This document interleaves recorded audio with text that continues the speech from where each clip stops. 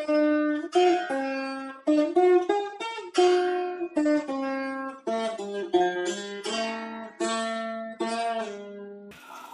శ్రీ గురుభ్యో నమ. గురువులు స్వామి యదురూపానంద స్వామీజీ వారికి, రాజ్కోట్ శర్మ గురువు గారికి పాదాభివందనములు. మహాధ్యాయులైన ఆత్మబంధువులకు అభివాదములు. ప్రార్థనా శ్లోకాలతో ప్రారంభించుకుందాం. ప్రణామములు. ఓం శ్రీ గురుభ్యో నమః. ఓంకారం బిందు సంయుక్తం నిత్యం ధ్యాయంతి యోగినః కామదం మోక్షదం చైవ ఓంకారాయ నమో నమః. సదాశివసమారంభాం వ్యాసశంకరమధ్యమాం అస్మదాచార్యపర్యంతాం వందే గురుపరంపరాం. శంకరం శంకరాచార్యం కేశవం బాదరాయణం సూత్రభాష్యకృతౌ వందే భగవంతౌ పునః పునః. ధ్యానమూలం గురోర్మూర్తిః పూజామూలం గురోపదం మంత్రమూలం గురోర్వాక్యం మోక్షమూలం గురుకృపా. హరి ఓం. ఓం భద్రం కర్ణేభిः శృణుయామ దేవాः భద్రం పశ్యేమ అక్షభిర్యజత్రాः స్థిరైరంగైः స్తుష్టువాగుంసంस्तनूभिः व्यशेम देवहितं यदायुः. स्वस्ति न इन्द्रो वृद्धश्रवाः स्वस्ति नः पूषा विश्ववेदाः स्वस्ति नस्तार्क्ष्यो अरिष्टनेमिः स्वस्ति नो बृहस्पतिर्ददातु. ओम शांति शांति शांतिः. भद्रं कर्णेभिः शृणुयाम देवाः भद्रं पश्येमाक्षभिर्यजत्राः स्थिरैरङ्गैः स्तुष्टुवागुंसस्तनूभिः व्यशेम देवहितं यदायुः. स्वस्ति न इन्द्रो वृद्धश्रवाः स्वस्ति नः पूषा विश्ववेदाः स्वस्ति नस्तार्क्ष्यो अरिष्टनेमिः स्वस्ति नो बृहस्पतिर्दधातु. ओम शांति शांति शांति. ओम समस्त जन कल्याणे निरतं करुणामयं नमामि चिन्मयं देवं सद्गुरुं ब्रह्मविद्वरं सद्गुरुं ब्रह्मविद्वरम्. ओम श्रुतिस्मृतिपुराणानाम् आलयं करुणालयं नमामि भगवत्पादशङ्करं लोकशङ्करं. हरि ओम. మనం ముండకోపనిషత్తులో ఏం చెప్పుకున్నామంటే ఓంకార ఉపాసన గురించి చెప్పుకున్నాం. ఓంకార ఉపాసన కిందటి క్లాసుల్లో ఓంకారం ఉపాసన అనేటువంటిది ఎలా చేయాలి అని మన క్యాంపులో కూడా ఉత్తనే 10 నిమిషాలు చేసి చూసాం అంతే. ఓంకార ఉపాసన. ఓంకార ఉపాసన అంటే దాని అర్థమేద ధ్యానము, జపము, అన్ని రకాలుగాను. మన కిందటి మంత్రంలో ఏం చూసాం? 6వ మంత్రంలో అరా ఇవ రథనాభౌ సంహతాయత్ర నాడ్య స ఏషో అంతశ్చరతే బహుదా జాయమానః ఓమితి ఏవం ధ్యాయత ఆత్మానం. ఏ విధంగా అయితే అరలన్నీ కూడా ఆ హబ్లో ఆకులన్నీ కూడా ఆకుల వలె ఉన్నటువంటివన్నీ కూడా ఆ అరలన్నీ కూడా అమర్చబడి ఉన్నాయో, దేనిలో ఈ నాడులన్నీ కూడా ఆ విధంగా నాడులన్నీ అమర్చబడి ఉన్నటువంటివి. సైష అంతశ్చరతే బహుదా జాయమానః. ఈ పలు విధాలుగా వ్యక్తమవుచూ పుడుతున్నటువంటి ఆ పరమాత్మ ఎవరది? అది ఆత్మానం, మన ఆత్మస్వరూపం. ఓమితి, నేను టూకగా చెప్తున్నాను, ఓమితి ధ్యాయథ. దాన్ని ఓంకారం అనేటువంటి ఉపాసన ద్వారా, ఓం అనేటువంటి శబ్ద ప్రయోగం ద్వారా ధ్యానం చేయండి, దాని మీద ధ్యానం చేయండి అని చెప్పడం జరిగింది. ధ్యాయత ఆత్మానం. స్వస్తివః పారాయ తమస పరస్తాత్. మీకు శుభం కలుగుగాక. ఈ యొక్క ప్రయత్నంలో ఓంకారోపాసన చేసి ఈ సంసార సాగరం అనేటువంటి దాన్ని అటుపక్కకి వెళ్ళి, అంటే దాటి, ఈ తీరాన్ని దాటి అటు చేరుకోవడంలో మీకు స్వస్తి కలుగుగాక, శుభం కలుగుగాక అని చెప్పి ఆశీస్సులతోటి ఆ మంత్రం పూర్తయింది. 6వ మంత్రం ముండకోపనిషత్తు 2వ ముండకం 2వ ఖండంలోను ఉన్నటువంటిది. సో 2వ ముండకంలో 2వ ఖండంలో ఉన్నాం మనం. ఇప్పుడు అక్కడ మనం చెప్పుకున్న సంబంధ భాష్యం చిన్నగాను ఏమిటది? యహ అసౌ అంటే 7వ మంత్రానికి ముందు ఉన్నటువంటి భాష్యం. యహ అసౌ తమస పరస్తాత్ సంసార మహోదధిం తీర్వా గంతవ్య పర విద్యా విషయ ఇది స కస్మిన్ వర్తతే ఇది ఆహా. ఇటువంటి సంసారాన్ని మనం దాటుతాం. యహ అసౌ తమస పరస్తాత్ సంసార ఉదధిం తీర్వా, ఈ సంసారం అనేటువంటి మహాసాగరాన్ని, అవిద్యారూపమైనటువంటి సంసార సాగరాన్ని దాటి, అంటే అదేమిటి? తమస పరస్తాత్ అంధకారానికి అవతల ఉన్నటువంటి మనం చేరుకుంటాం కదా, ఆ అవతల ఉన్నటువంటి ఆ లక్ష్యాన్ని గంతవ్య చేరుకోవాలి. పరవిద్యా విషయ, అలా చేరుకోవడంలో మనకు ఉపయోగపడేటువంటిది ఏమిటి అంటే పరవిద్యా విషయమైనటువంటి జ్ఞానము. పరవిద్యా విషయం మోక్షానికి అనేటువంటిది కారణం. ఏ విద్య ద్వారా అయితే ఆ పరతత్వాన్ని తెలుసుకుంటామో అదే పరవిద్య. ఈ పరవిద్యా విషయం ఏదైతే ఉన్నదో ఆ పరవిద్యలో ఆ పరంపురుషుడు స కస్మిన్ వర్తతే ఇది ఆహా. పరవిద్యకి విషయమైనటువంటి ఆ పరంపురుషుడు, ఆ తత్వము కస్మిన్ వర్తతే అంటే ఎందులో ఉన్నటువంటిది, ఎందులో ఉన్నాడు, ఎందులో ఉంటుంది ఆ తత్వం, ఎక్కడ ఉంది, ఎందులో ఉంటుంది అన్నటువంటిది ఆ ప్రశ్న. దానికి 7వ మంత్రం మనం చెప్పుకుందాం. 7వ మంత్రంలో కొన్ని పుస్తకాల్లో మొదటి 2 లైన్లు ఒక మంత్రం కింద, ఆ తర్వాత వచ్చే 4 లైన్లు కూడా ఇంకొక మంత్రం కింద విభజించి కొంతమంది వ్యాఖ్యానం చేసుకున్నారు. మనకి ఈ ఉపనిషత్తులో నాకున్న పుస్తకంలో ఈ 6 సెంటెన్స్లు ఒకటే మంత్రంగా ఉన్నాయి. అంటే సర్వజ్ఞ నుంచి యద్విభాతి అనేటువంటి వరకు కూడా ఈ ఒకటే మంత్రం. ఆ మంత్రంగానే మనం చెప్పుకుని భాష్యం చెప్పుకుందాం. సర్వజ్ఞః సర్వవిత్ యస్య ఏషా మహిమా భువి దివ్యే బ్రహ్మపురే ఏష వ్యోమాత్మా ప్రతిష్ఠితః మనోమయః ప్రాణశరీరనేత ప్రతిష్ఠితోన్నే హృదయం సన్నిధాయ తద్విజ్ఞానేన పరిపశ్యంతి ధీరాః ఆనందరూపం అమృతం యద్విభాతి. సర్వజ్ఞః సర్వవిత్ యస్యైష మహిమా భువి దివ్యే బ్రహ్మపురే హ్యేష వ్యోమ్యాత్మా ప్రతిష్ఠితః మనోమయ ప్రాణశరీరనేత ప్రతిష్ఠితోన్నే హృదయం సన్నిధాయ తద్విజ్ఞానేన పరిపశ్యంతి ధీరాః ఆనందరూపం అమృతం యద్విభాతి. ఏమిటది? భాష్యం చూద్దాం. యహ సర్వజ్ఞః సర్వవిత్ వ్యాఖ్యాతః ముందే మనం చెప్పుకోవడం జరిగింది. మొదటి ముండకంలోనే మొదటి ఖండంలో 9వ మంత్రంలో ఈ వ్యాఖ్యానం చేయబడింది. ఏమిటి? ఈ 2 పదాలకి సర్వజ్ఞుడు సర్వవిత్ అంటే ఏమిటి? చిన్మేంద్రుల వారిని ఆయన అంటూ ఉండేవారు సరదాగాను, your ignorance is my employment అని. అంటే ఏమిటిట? ఆయన చెప్పినవన్నీ మనం మర్చిపోతూ ఉంటాం మేము, కాబట్టి ఆ పాఠాలు చెప్పడానికి మళ్ళీ మళ్ళీ వచ్చినా మనం శ్రద్ధగా కొత్తగా వింటుంటా ఉంటాం. అందుకే your ignorance is my employment అంటుండేవాడు సరదాగా. అంటే చదవట్లే సరిగ్గా అని తిట్టేవాళ్ళు, అంతకని ఇంకేం లేదు. ఇక్కడ సర్వజ్ఞ సర్వవిత్ అనే పదాలు మనం చూసుకున్నాం. దీనికి 2 కూడా ఏంటంటే సర్వజ్ఞత్వము అంటే సాధారణ జ్ఞానము, సర్వవిత్ అంటే విశేష జ్ఞానం చెప్పుకున్నాం. సర్వజ్ఞుడు అంటే ఏమిటి? అసలు ఈ జగత్తుకి సంబంధించినటువంటి సామాన్య జ్ఞానం, సాధారణ జ్ఞానం, జనరల్ నాలెడ్జ్ ఏదైతే ఉన్నదో అన్నీ ఆయనకు తెలుసు. ఆయనకి తెలియనటువంటిది ఏమీ లేదు. ఎవరికి? ఆ ఈశ్వరుడికి. ఆయన సర్వజ్ఞుడు అంటాం. అంటే అన్నీ తెలుసు ఆయనకి. అందుకే అన్నీ ఆయన నుంచి వచ్చినవే కదా, ఆయన తెలియకపోవడం ఏమిటి? రెండవది సర్వవిత్ అంటే ఏమిటి? ప్రతి అంతఃకరణం అంటే ప్రతి జీవుడు, ఆ హృదయం అంటే ప్రతి జీవుడు గురించి ఒక విశేష జ్ఞానం అనేటువంటిది ఉంది ఆయనకి. అంటే ప్రతి వ్యక్తి వాడి యొక్క ఎవల్యూషన్ ఎంతవరకు వచ్చింది, వాడిలో ఉన్నటువంటి సంస్కారాలు ఏమిటి, వాడుకున్నటువంటి కర్మలు ఏమున్నాయి, ఎటువంటి కర్మఫలాలు వాడు అనుభవించబోతున్నాడు అని మన గురించి సుస్పష్టంగా మనము అనేటువంటి వాడు, చిద్రూపాంద అనేటువంటి వాడు ఉన్నాడు.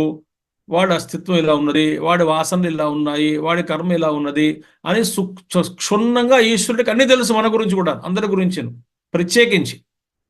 అందుకనే ఈశ్వరుడికి మనం తెలుసా తెలీదా అని భయపడక్కర్లేదు. ఎందుకంటే ఆ ఈశ్వరుడు ఉన్నాడు కాబట్టి మనం ఉంటున్నాం కాబట్టి ఆ ఈశ్వరుడికి మన గురించి తెలుసు, అందరి గురించి తెలుసు. అది విశేష జ్ఞానము అంట. అది సర్వవిత్. కాబట్టి సర్వజ్ఞ సర్వవిత్. ఎవరైతే సర్వజ్ఞుడో సర్వవిత్ ఏదైతే ఉన్నదో, యస్య ఏషః ప్రసిద్ధో మహిమా విభూతి భువి అంటే ఇది చూడండి, అటువంటి ఆ యొక్క సర్వజ్ఞుడు సర్వవిత్ అయినటువంటి వాడు ఎవడైతే ఉన్నాడో, ఎవడు సర్వజ్ఞుడో ఎవడు సర్వవిత్తో వాడి యొక్క మహిమ ఏమిటి? యస్య ఏష మహిమా భువి, ఆయన మహిమ ఇదే సుమా. ఏమిటి చెప్తున్నారు ఇప్పుడు? ఆయన మహిమ ఇది. మహిమ అంటే విభూతి, గ్లోరీ. ఏమిటా ఈశ్వరుడు యొక్క మహిమ? విభూతి. కుహ అసౌ మహిమ. ఏమిటా మహిమ అంటే మంత్రంలో ఏమొస్తుంది చూడండి, సర్వవిత్ అస్య ఏష మహిమ భువి. భువి అంటే సమస్తమైన విశ్వం అని అర్థం. ఇక్కడ భూతలము అంటే మన భూలోకమేనే కాదు, ఈ గ్రాస్ మ్యాటర్ మనకు విరాట్ రూపం ఎంతవరకు కనబడుతుందో అంతా కూడా ఆ భూలోకమే, విశ్వం మొత్తం కూడా. యస్య ఇమే, ఏమిటా మహిమ చూడండి, ఏమిటి? యస్య ఇమే ద్యావా పృథివ్యౌ శాసనే విధృతే తిష్టతః. అది చూడండి. ఆయన చెప్తున్నారు మహిమ అంటే ఏమిటో చెప్పుకుంటూ వస్తున్నారు శంకరాచార్యులు వారు ఆయన భాష్యంలో. మనకి ఇతర ఉపనిషత్తుల్లోనూ ఇతర చోట్ల ఇవన్నీ ఉన్నాయి కాబట్టి ఆ మహిమ గురించి అన్ని ప్రస్తావన చేసుకుంటూ వస్తున్నారు, రాస్తున్నారు భాష్యంలో. ఏమిటా మహిమ అని చెప్తున్నారు ఇప్పుడు. మహిమా భువి అంతే. ఆ మహిమ ఏమిటిట చూడండి. యస్య ఇమే జావా పృథివ్యౌ శాసనే విధృతే తిష్టతః. ఎవరి శాసనం వల్ల ఏమిటది? ద్యావా పృథివీ, ఆకాశము, పృథివీ అన్నీ కూడా అంటే స్వర్గము. జౌ అంటే స్వర్గము, తర్వాత పృథివీ భూలోకము. ఎవరి శాసనం వల్ల? విధృతే అంటే తిష్టతః. విధృతే తిష్టతః అంటే ధరింపబడి ఉన్నదో అని అర్థం. వాడి శాసనం వల్లే ఇవన్నీ కూడా ధరింపబడి ఉన్నాయి. ఆయన శాసిస్తున్నాడు, నువ్వు ఇక్కడ ఉండు, ఈ పని చెయ్యి అంటే ఆ విధంగా చేస్తున్నారు. దేవతలు అంతే. ఈ సమస్తమైనటువంటి ఏదైనా దేవతలేనండి. మీరు ఏ వస్తువును చూసినా దాన్ని ప్రకాశిస్తూ ఉన్నటువంటి, దాన్ని పరిరక్షిస్తున్నటువంటి ఒక దేవత ఉన్నాడు పక్కనే. అందుకే మన సంస్కృతి చాలా గొప్పది. ఎందుకంటే ప్రతిదానికి అధిష్టాన దేవతలు ఉన్నారు. వాళ్ళు ఏదో పెద్ద భ్రమ కాదు. నదీ దేవత అంటాం, పర్వతరాజ అంటాం, లేదా దానికి సంబంధించిన ఒక దేవత ఉన్నాడు. వనదేవత అంటాం, గ్రామ దేవత అని అంటాం. ఇవన్నీ కూడా అక్షరాలు నిజం, అందరూ ఉన్నారు. ఈ దేవతల భూదేవి అంటాం, అలాగే సూర్యుడు, గ్రహాలు, నక్షత్రాలు అన్నీ కూడాను వాటికి అధిష్టాన దేవతలు ఉన్నారు. కాబట్టి ఈ అంతా వాళ్ళని శాసించేటువంటి వాడు ఎవరు? ఈశ్వరుడు శాసించాడు. నువ్వు ఇక్కడ ఉండు, ఈ పని చెయ్యి, నువ్వు ఇక్కడ ఉండు, ఈ పని చెయ్యి, నువ్వు ఇక్కడ ఉండు, ఈ పని చెయ్యి అనేటువంటి శాసన. యస్య ఇమే ద్యావా పృథివ్యో శాసన, ఎవరి శాసనం వలన ఈ యొక్క పృథివీ స్వర్గములు రెండూ కూడా విధృతే ధరింపబడి తిష్టతః వాటి స్థానాల్లో ఉన్నాయో, నిలబడి ఉన్నాయో, వాటి పనులు చేస్తూ ఉన్నాయో అని అర్థం. ఎవరి శాసనం వల్ల అయితే వాడు సర్వజ్ఞుడు. ఇంకా ఏమిటి వాడి మహిమ? సూర్య చంద్రమసౌ యస్య శాసనే అలాత చక్రవత్ అజస్రం భ్రమతః. ఎవడి శాసనం వల్ల అయితే సృష్టి ఉన్న, అజస్రం అంటే నిరంతరము అంటే అనంతకాలం అని కాదు. ఎందుకంటే వీటికి వాటి కాల పరిమితి ఉంటుంది. కానీ వాటి ఆయుర్దాయం ఎంతవరకు ఉందో, ఎంతవరకు ఆ ఈశ్వరుడు వాళ్ళని ఆదేశించాడో అంతవరకు కూడా అజస్రం భ్రమతః అంటే రెస్ట్ లేకుండా నిరంతరం కూడా వాళ్ళు భ్రమిస్తూ చరిస్తూ ఉన్నారు వాళ్ళు ఆకాశంలో. ఎవరు? సూర్యుడు, చంద్రుడు. ఆ గతులు తప్పకుండా, కాలం అతిక్రమించకుండా, లేట్ అవ్వకుండా, ముందుగా పరిగెత్తకుండా, వాటికి నిర్ధారించినటువంటి వేగాన్ని అనుసరించి, వారికి నిర్ధారించినటువంటి ఆ గతిని అనుసరించి గతి, వేగము అన్నీ కూడాను. గతి అంటే మార్గం, ఆ విధానాన్ని కూడాను. భూమి తన చుట్టూ తాను తిరుగుతుంటుంది, మళ్ళీ సూర్యుడు చుట్టూ తిరుగుతున్నది. అలాగే వాటికి విధించబడినటువంటి విధానాలు ఏవైతే ఉన్నాయో అవన్నీ పాటిస్తూ అజస్రం, రెస్ట్ లేకుండా తిరుగుతున్నాయి అవి. ఎవరు? సూర్యుడు, చంద్రుడు. అజస్రం భ్రమత. చూసారా? అనాథ చక్రం వల్ల. అనాథ చక్రం అంటే మండుతూ ఉన్నటువంటి చక్రం బాగా తిప్పితే ఎలాగ మనకు కనబడుతుందో ఆకృతులన్నీ కూడాను, అదేవిధంగా ఎలాగ అనాథ చక్రంలాగా తిప్పుతున్నాడు. అలాగా ఇవన్నీ తిరుగుతున్నాయి. నిత్యం అవి తిరుగుతూ ఉంటారు. యస్య శాసనే సరితః సాగరాశ్చ స్వగోచరం న అతిక్రమంతి. ఎవరి శాసనం వల్ల అయితే నదులు, సముద్రాలు కూడా వాటి హద్దుల్ని దాటిపోవు. సముద్రం ఆశ్చర్యం, ఆ నీళ్ళు ఎక్కడ అంత అంత నిండుగా కనబడుతుందిగా, వచ్చి కదా బయటికి రావు. వాటి హద్దులు వాటి దాట. వాటికి ఒక నియమం ఆయన చెప్పాడు, ఈశ్వరుడు శాసించాడు. మీరు ఈ గతులు తప్పకూడదు. నదులు కూడా అంతే, వాటి మార్గాన్ని అనుసరించి పోతాయి, కానీ ఇష్టం వెళ్ళడానికి వీల్లేదు. అంటే వాటికి మనం వదిలేస్తే, వాటి కార్యక్రమానికి మనం వదిలేస్తే అవి వాటి దారిని వాడు చూసుకుంటూ వాటి పనులు చేసుకుంటూ ఉంటాయి. ప్రకృతితోటి మనం డిస్టర్బ్ చేస్తున్నాం నదుల్ని, సముద్రాలని కూడాను. వారి పనికి వారు వదిలేస్తే చక్కగా వాళ్ళు చేసుకుంటారు. నా అతిక్రమంతి, వాళ్ళ హద్దులు దాటిపోవు. వాళ్ళ సరిహద్దులు ఏవైతే ఉన్నాయో, వాళ్ళ హద్దులు ఏవైతే ఉన్నాయో అవి దాటిపోవు. ఎవరి మహిమ ఇదంతా? ఈశ్వరుడి యొక్క మహిమ. ఇంకా అన్ని మహిమలే ఆయనవన్నీ కూడాను. తథా స్థావరం జంగమం చ యస్య శాసనే నియతం. కట్టుబడ్డాయో ఏది? స్థావరం, జంగమం. మొత్తం కూడా కదలనివి, కదిలేటువంటివి. స్థావరం అంటే కదలనటువంటివి, కదిలేవి జంగమములు. ఎవరి శాసనానికైతే కట్టుబడి ఉన్నాయో. చూసారా? నియతం అంటే ఆ కట్టుబడి ఉండడం. ఆ నియమం మనంతే కదా, మన చేతుల్లో ఏముంది చెప్పండి? వాడు మన జన్మని, శరీరాన్ని ఇస్తే తీసుకున్నాం. ఎంతకాలం ఉండనిస్తాడో అంతకాలం ఉంటాం. మనకి ఈ యొక్క శరీర ధర్మాలు కర్మ ప్రకారంగా ఎలా నడవాలో అలాగే నడుస్తూ ఉంటుంది శరీరం. మనం దాన్ని ఆపినా ఆగదు. వద్దనుకున్న కష్టాలు రాక మానవు, వచ్చే యోగం ఉంటే. వద్దనుకున్న సుఖాలు వెళ్ళిపోవాలనుకుంటే సుఖాలు కూడా వెళ్ళిపోతాయి, వాటి సమయం అయిపోతాయి. దుఃఖాలు రాకూడదు, సుఖాలు శాశ్వతంగా ఉండాలి. అసలు సుఖ దుఃఖాలు నియమించింది ఎవరు? మనల్ని శాసిస్తున్నటువంటిది ఎవరు? అలాగే గుండె కొట్టుకోవడం కానీ, రక్త ప్రసారణ కానీ, శరీరంలో తన ధర్మాలు తను చక్కగా చేయడం కానీ, లేదా చెయ్యకపోవడం వల్ల కానీ, అంటే ఆ కర్మ ప్రకారంగా ఈ ధర్మాలు సరిగా పనిచేయకూడదు వీడికి అని శాసించింది ఎవరు? మంచైనా చెడైనా కర్మని బట్టి.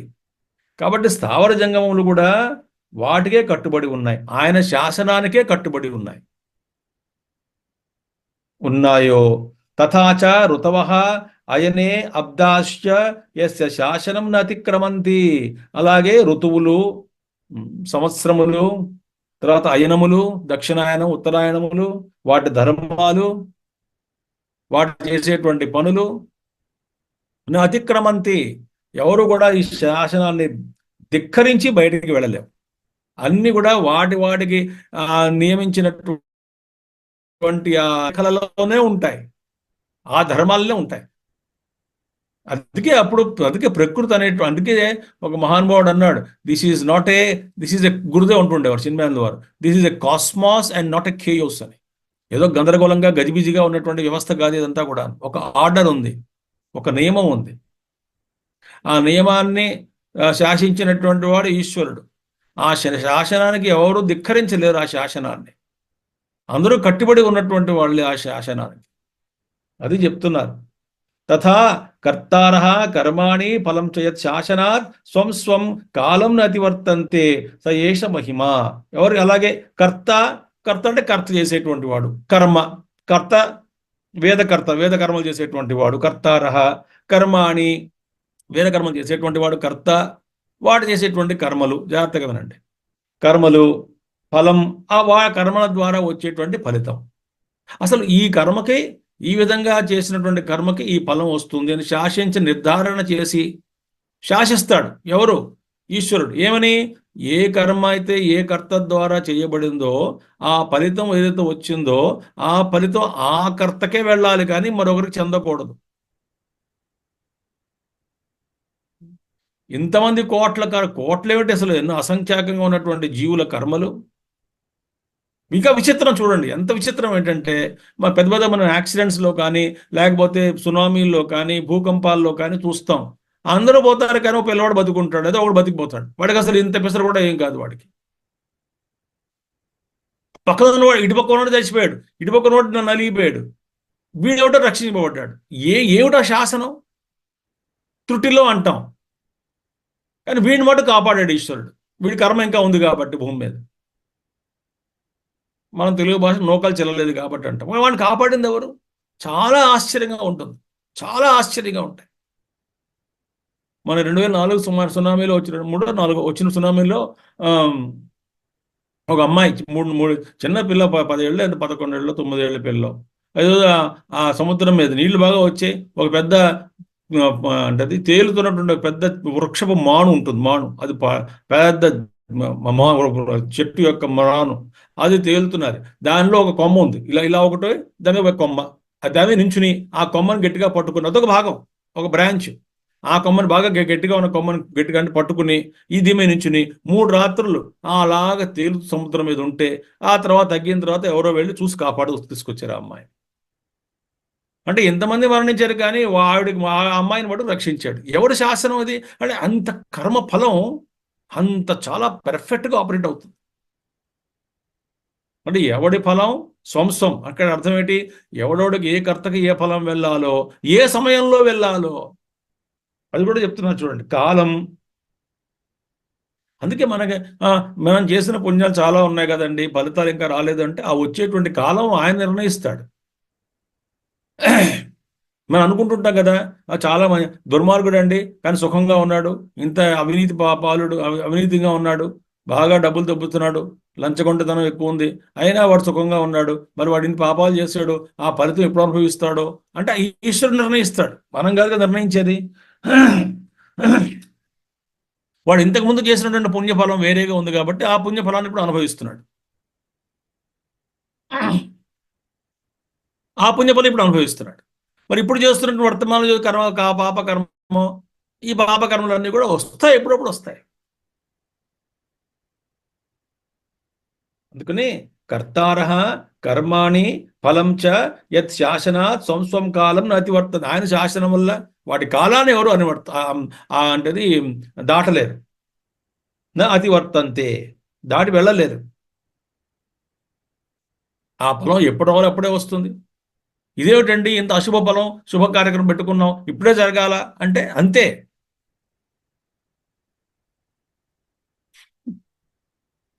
విచిత్రంగా ఉంటాయి కొన్ని కొన్ని విషయాలు. కొంతమంది పాపం చాలా అశుభం జరుగుతుంటుంది, వాళ్ళ ప్రాణాలే పోతుంటాయి కొంతమందికి. ఏమీ లేదు, పెళ్లి రోజు ముందు ఒకడు, మాకు తెలిసిన వాడే ఒకడు, పెళ్లికి ముందు రోజు, అప్పుడు 20 ఏళ్ళు పెళ్ళి వాడికి, ఏం లేదు బయటికి ఏదో వెళ్ళాడు, వాడికి కాలు కొట్టుకున్నాడు, వచ్చాడు.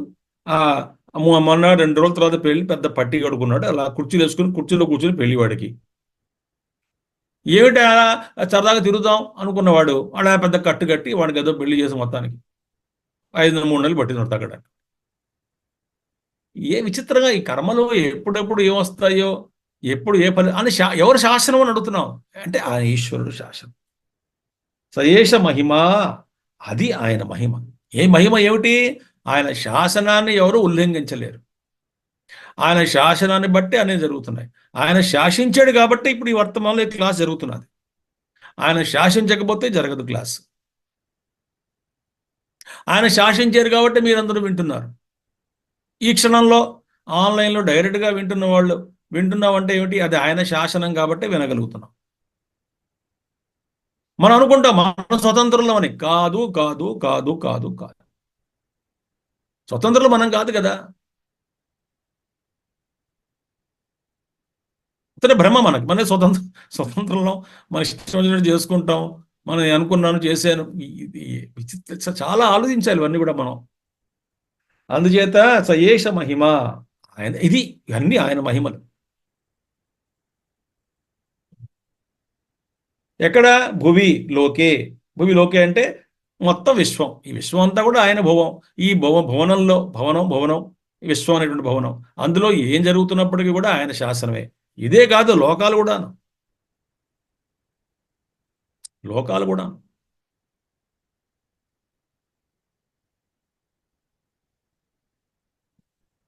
అందుకే మరి ఆ రామాయణంలో వస్తుంది, రాముల వారు ఆ కోపం వచ్చి సాగరుడి మీద ముందు నమస్కారం పెడితే, నాయనా మేము వేసేటువంటి రాళ్ళు మార్గాన్ని చూపించు అంటే, ఆయన మార్గం చూపించకపోతే ఆ తీసాడుగా, బాణం తీసాడు కదా రామచంద్ర వారు పరిస్థితి. అప్పుడు వచ్చాడు సాగరుడు బయటకు వచ్చి, క్షమించండి మీరు ఈ ధర్మాలన్నీ మీరు పెట్టినవే కదా అన్నాడు ఆయన.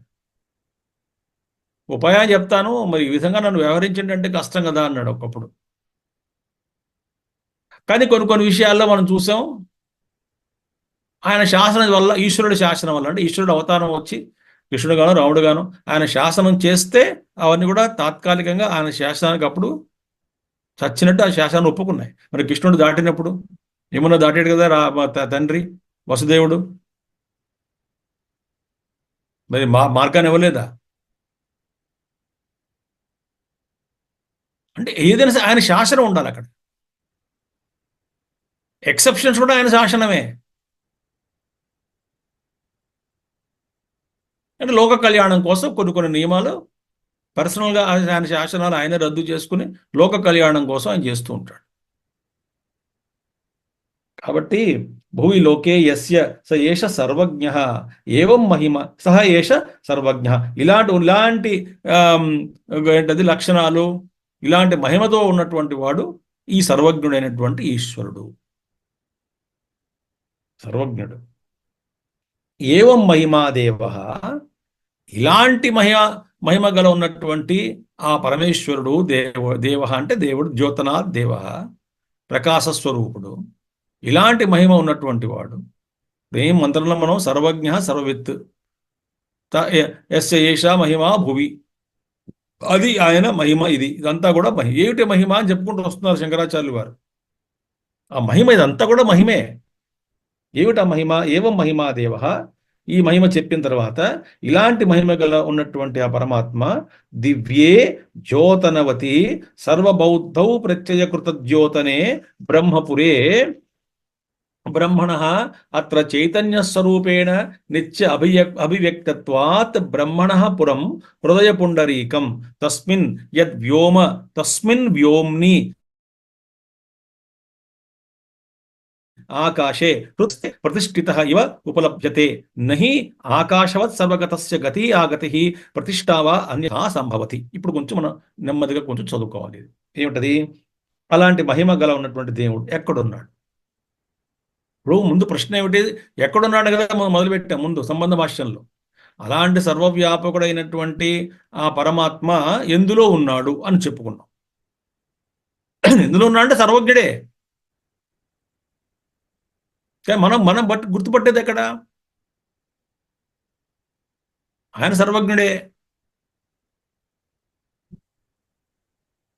మనం గుర్తుపట్టేది ఎక్కడ అంటే అది చెప్తున్నారు, చూడండి జాగ్రత్తగా వినండి. ఇది దివ్యే ద్యోతనవతి.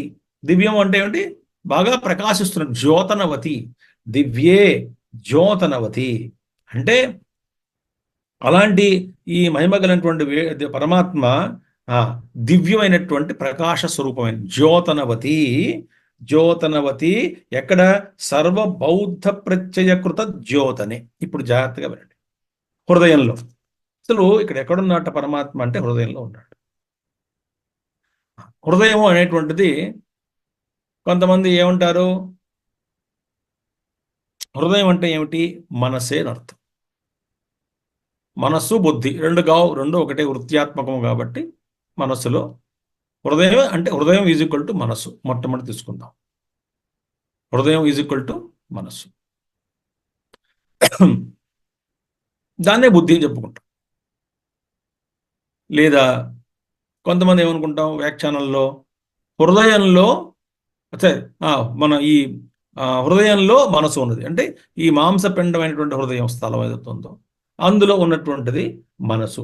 అంటే మనసు అనేది ఎక్కడుంది అంటే హృదయంలో ఉన్నది అని కొంతమంది. ఆ హృదయ స్థానంలో మనసు ఉన్నది అని. కొన్ని వ్యాఖ్యానాల్లో మనసే హృదయం. ఎలా అయినా పర్వాలేదు చెప్పుకోవచ్చు, కంగారేం లేదు. ఇప్పుడు ఆ మనసు అనేటువంటిది దివ్యే జ్యోతనవతి, అది చాలా ప్రకాశిస్తూ ఉన్నటువంటిది లోపల చాలా ప్రకాశంగా జ్యోతనవతి, ప్రకాశిస్తూ ఉన్నటువంటిది. ఏమిటది? ఎక్కడ? జ్యోతనవతి. ఎందుకని?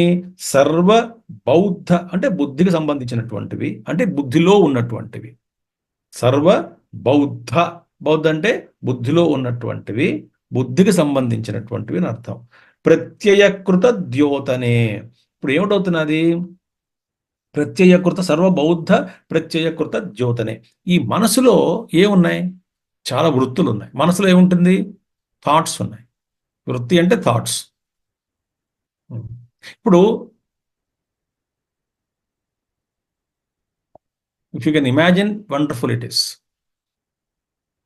అసలు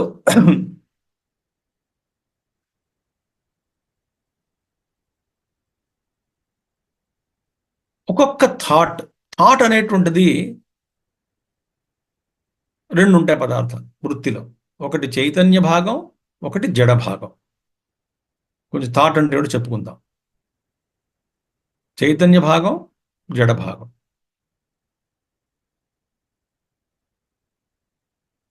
దాన్ని మనం వృత్తి అన్నాం అనుకోండి, థాట్ అన్నాం అనుకోండి.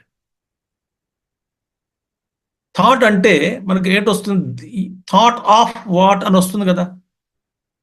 ఒక థాట్ వచ్చింది, ఆలోచన అని చెప్పుకుందాం. కరెక్ట్గా ఆలోచన, వృత్తే కరెక్ట్. నాకు సంస్కృత పదం ఇష్టం, వృత్తి. వృత్తి కలిగింది, థాట్ కలిగింది. ఆ వృత్తి అంటే దేనికి సంబంధించి, ఆ వృత్తి యొక్క విషయం ఏమిటి అని వస్తుంది. What is the object of the thought? ఒక థాట్ వచ్చిందంటాం, దేని గురించి వచ్చిందంటాం కదా. నాకు ఒక చెంబు గురించి ఆలోచన వచ్చింది అంటే చెంబే ఈ యొక్క వృత్తి యొక్క విషయం. చెంబు అనేటువంటిది వృత్తి యొక్క, థాట్ యొక్క విషయం అయింది చెంబు. పుస్తకం అంటే పుస్తకము వృత్తి యొక్క విషయం అయింది. రైట్? అంటే ఉత్తర థాట్ ఉండదు. ఆ థాట్ గర్భంలో ఏదో ఒక విషయం ఉండాలి, ఏదో ఒక ఆబ్జెక్ట్ ఉండాలి, కంటెంట్ ఉండాలి. కంటెంట్ అదొకటి థాట్ గర్భంలో. అంటే ఆలోచన అనేటువంటిది అందులో ఈ యొక్క థాట్ ఏ వస్తువుకు సంబంధించినటువంటిది అని వస్తుంది. అది ఆ థాట్లో అది ఉంది, లోపల గర్భితం అయింది, అందులో క్యాప్చర్డ్. దాన్ని ఎప్పుడైతే ఆ థాట్ వచ్చిందో దాన్ని ప్రకాశించేటువంటిది ఎవరు? మనలో ఉన్నటువంటి ఆత్మ చైతన్యము. అది ప్రతిబింబిస్తుంది వృత్తిలో. ప్రతిబింబించిన తర్వాత ప్రతి థాట్ కూడా ఒక జిగ్గుమని మెరుస్తుంది. ఆలోచన అంటేనే ఒక మెరుపు, అదొక మెరుపు. అది వెలుగుతూ ఉంటుంది. ఎందుకని? థాట్స్ వరుసగా కంటిన్యూస్గా వస్తాయిగా మనకి. ఆ థాట్ని బట్టి ఆ వెలుగు ఉంటుంది. అంటే శుద్ధమైన బ్రహ్మ చైతన్యము ప్రతిబింబించి దాన్ని ప్రకాశిస్తుంది కాబట్టి, అంటే లోపలికి వెళ్తుంది కాబట్టి, తద్వారానే ఆ వృత్తి అనేటువంటిది ప్రకాశింపబడుతుంది. ప్రకాశింపబడుతుంది. ఒక ప్రతి థాట్ కూడా ప్రకాశింపబడుతున్నది. అంటే ఒక జిగ్ మెరుస్తూ ఉంటుంది లోపల థాట్స్. ఇప్పుడు మనకు వచ్చేటువంటి థాట్ పరంపర ఏమిటి? చాలా సాంద్రత, డెన్సిటీ ఆఫ్ థాట్స్ చాలా ఎక్కువ ఉంటాయి మనకి, చాలా పెద్ద డెన్సిటీ. ఎందుకని? ఒక థాట్ తర్వాత ఒక థాట్, ఒక థాట్ తర్వాత ఒక థాట్, అలా కంటిన్యూస్గా వృత్తి పరంపర అనేది జరుగుతుంది కదా. ప్రతి వృత్తి కూడా జ్యోతనాత్మకం కదా, వెలుగుతుంది కదా. అంటే ఈ వెలుగుల పరంపర, అంటే వెలుగుల పరంపర అంటే ఒక ముద్ద చూస్తాం మనం. ఎందుకని? అసలు ఇక్కడ గ్యాప్ లేదు, మన గ్యాప్ కనబడదు. థాట్కి మధ్య గ్యాప్ కనబడదు కాబట్టి ఉంటుంది, గ్యాప్ ఉంటుంది కాబట్టే ఈ థాట్ ఇన్ని థాట్లు అంటాం, ఇన్ని ఆలోచనలు అని అంటాం. బహువచనం వాడతాం. జాగ్రత్తగా వినండి, I have explain to you deeply. లేదా ముందుకు వెళ్ళిపోవచ్చు థాట్ అని చెప్పుకొని. అసలు ఆలోచనలు అని అంటే ఏమిటి? బహువచనం. బహువచనం అంటే ఏమిటి? ఒక ఆలోచనకి మరో ఆలోచనకి వ్యత్యాసం ఉన్నది, మధ్యలో ఒక వ్యవధి ఉన్నది. వ్యవధి అంటే గ్యాప్ ఉంది, కాల వ్యవధి ఉంది, దేశ వ్యవధి కూడా ఉందనుకోండి ఎందులో? ఆ థాట్లో. కాబట్టి బహువచనం వాడుతున్నాం. రజోగుణంతో కూడుకుని ఉంటే ఆ థాట్ ప్రకాశం వేరేగా ఉంటుంది. తమో గుణమైనటువంటి వృత్తి అయితే అందులో ప్రతిబింబించినటువంటి అది చైతన్యం ప్రకాశించాల్సిందే. కానీ అందులోకి వచ్చేటువంటి ఒక వెలుగు ఏదైతే ఉన్నదో అది చాలా డల్గా ఉంటుంది. అంటే ఈ థాట్స్ అన్నీ కూడా వెలుగుతున్నాయి. అందుకే జ్యోతనవతి అన్న, కాంతిమయం కాబట్టి జ్యోతనవతి. అలాంటి ఆ మనసు దివ్యంగా ఉన్నది, అంటే వెలుగుతూ ఉన్నటువంటిది, ప్రకాశవంతంగా ఉన్నటువంటి. మనసులో ఏముంటుంది? థాట్స్ ఉంటాయి. థాట్ అంటే ఏమిటి? చెప్పాను, విషయం ఉంటుంది, ఏదో ఒక విషయం. దాన్ని ప్రకాశించేటువంటిది ఎవరు? ఆత్మ చైతన్యం. ఆ చైతన్యం అందులో ప్రతిబింబిస్తుంది కాబట్టి ఆ థాట్కి అది కనబడుతున్నది, ఆ విషయం కనబడుతుంది, గోచరం అవుతుంది. ఆ థాట్ అనేది మళ్ళీ చక్కగా విషయ వస్తువులను గోచరింపజేస్తున్నది. అందులోనే అక్కడే ఉంది. అక్కడ ఒక పైన భాగం కాన్షియస్నెస్, క్యాప్డ్ బై కాన్షియస్నెస్, కింద థాట్, ఈ రెండు కూడా కలిపి ఉంటాయి. ఇక్కడ ఏమంటున్నారు చూడండి, దివ్యే జ్యోతనవతి సర్వబౌద్ధ ప్రత్యయకృత ద్యోతనే. ఇది సర్వబౌద్ధ అంటే బుద్ధిలో ఉన్నటువంటి ప్రత్యయములు, అంటే ఆలోచనల ద్వారా కలిగినటువంటి ఆ వెలుగు ఏదైతే ఉన్నదో ప్రకాశింపబడుతున్నది. అది ఎందుకని? ఈ వృత్తులన్నీ కూడా బ్రహ్మ చైతన్యం చేత ప్రకాశింపబడుతున్నాయి. ఈ వృత్తులన్నీ కూడా ఇప్పుడు ఇలా ఎక్కడ? బ్రహ్మపురే. అది దానే బ్రహ్మపురి అంటే ఏమిటి? బ్రహ్మణ అత్ర చైతన్య స్వరూపేణ నిత్య అభివ్యక్తత్వాత్ బ్రహ్మణ పురం. దాని బ్రహ్మపురి అంటే హృదయ ఆకాశం అండి. బ్రహ్మపురం ఈజ్ ఈక్వల్ టు హృదయ పుండరీకం. ఇది పుండరీకం, హృదయ పుండరీకం. హృదయంలో ఏమిటిది? హృదయం అనేటువంటి పుండరీకంలో, హృదయ పుండరీకంలో బ్రహ్మపురే బ్రహ్మణ అత్ర చైతన్య స్వరూపేణ నిత్య అభివ్యక్తత్వాత్.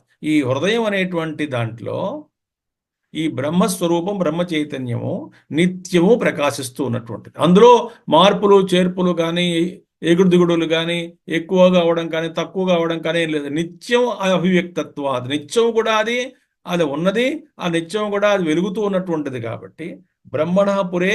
దాన్ని అందుకనే బ్రహ్మపురి ఎందుకన్నారు దాన్ని? బ్రహ్మపురి అంటే బ్రహ్మణ పరమాత్మ యొక్క చైతన్య స్వరూపేణ నిత్య అభివ్యక్తత్వాత్. ఆ బ్రహ్మ యొక్క చైతన్య రూపంలో నిత్యము అభివ్యక్తం అవుతున్నది కాబట్టి దాన్ని బ్రహ్మపురము అన్నారు. ఏ పురములో అయితే బ్రహ్మము నిత్యము అభివ్యక్తంగా ఉన్నదో లోపల, అంటే ఎక్కడున్నది? నిత్యము బ్రహ్మ అభివ్యక్తం అవుతున్నదిట. ఎక్కడ? హృదయ పుండరీకంలో. అంటే హృదయ పుండరీకంలో హృదయంలో ఉన్నటువంటి ఆకాశం ఏదైతే ఉన్నదో, ఖాళీ జగ ఏదైతే ఉన్నదో, అందులో ఆ ఆకాశంలో బ్రహ్మ చైతన్యం అనేటువంటిది ఉన్నది. అది నిత్యము అభివ్యక్తంగా అవుతున్నది. హృదయ పుండరీకం తస్మిన్ యద్ వ్యోమ తస్మిన్ వ్యోమ్ని. ఇప్పుడు హృదయ పుండరీకం ఈ బుటక మనం ఏమంటాం పెద్ద యోగ శాస్త్రాల్లో, ఈ బుటకం వేలు పెట్టి ఇలాగ మనం మూస్తే ఎంత స్థలం లోపల ఉన్నదో అంత అంగుష్ట పురుషుడు లోపల ఉన్నాడని. అక్కడంతా ఖాళీ, హృదయంలో ఆకాశం ఉన్నది. ఈ మాంసపిండమే తీసుకోండి, అందులో స్థలం, అందులో ఆకాశం ఉన్నది. ఆ ఆకాశంలో తస్మిన్ వ్యోమ్ని ఆకాశే అంటే హృత్పుండరీక మధ్యస్థే. ఈ హృత్పుండరీకములో మధ్యలో ఉన్నటువంటి ఆకాశము, ఆ ఆకాశంలో ఈ చైతన్య రూపంలో ప్రకాశిస్తున్నాడు. శుద్ధ చైతన్యము అలా ఉన్నది. దానికి అసలు రంగు ఏమి ఉండదు. ఎందుకని? నిర్గుణ, నిరాకార అని చెప్పుకుంటాం. శుద్ధ చైతన్యం. ఆ చైతన్యము ఎప్పుడైతే ఈ వృత్తిలో ప్రతిబింబిస్తుందో వెంటనే అక్కడ జ్యోతిగా తయారవుతున్నారు. ఆ ఆత్మప్రకాశం, ఆత్మజ్యోతి అంటే అదొక వేరు, అది శుద్ధ చైతన్యం అనేటువంటిది. ఆ జ్యోతి వేరు. కానీ హృదయంలో అన్నీ కూడా అది ప్రతిబింబించిన తర్వాత ఆ వృత్తి యొక్క ఆ వృత్తి గర్భంలో ఎటువంటి వృత్తి అయితే ఉన్నదో, సాత్వికమైన వృత్త, రాజసికమైన వృత్త, తామసికమైన వృత్త, అది ఉపాధి. మాధ్యమంలో ఆ ప్రకాశం అనేటువంటిది ఒక వెలుగ్గా కనబడుతుంది. మనం మీకు క్యాంపులో ఒక ఉదాహరణ చెప్పాను కదా, ఎప్పుడైతే నామము రూపము లేనటువంటి, రంగు లేనటువంటి విద్యుత్తు ఎప్పుడైతే ఆ బల్బు దగ్గర టంగ్స్టన్ దగ్గరికి వచ్చేసరికి కాంతి రూపంలో ఎలాగైతే ప్రకాశం అవుతున్నదో, ఆ వెలుగు దేని మీద ఆధారపడి ఉంది? ఆ పరిమాణం యొక్క వెలుగు యొక్క పరిమాణం ఎంత గొప్పది, పెద్దదా, తక్కువ అంటే ఆ టంగ్స్టన్ మీద ఆధారపడింది. వోల్టేజ్ మీద వోల్టేజ్ కాదు, ఆ వాట్స్ మీద, బల్బ్ యొక్క వాట్స్ మీద ఆధారపడి ఉంది. 60 క్యాండ్లా 40 క్యాండ్లా అంటాం, దాని మీద ఆధారపడింది ఆ వెలుగు. మన విద్యుత్తుకో ఉన్నది, అస్తిత్వంగా ఉన్నది, అక్కడ ఆ విధంగా ఉన్నటువంటిది ప్రకాశం అయినటువంటిది. నేను నేను నేను అని చెప్తూ భాషిస్తున్నటువంటిది అదే ఒక జ్యోతనం. అది అసలు ఆ జ్యోతి. ఆ జ్యోతి అంటే జ్యోతిషామపి జ్యోతి అని వస్తుంది తర్వాత మంత్రాల్లో.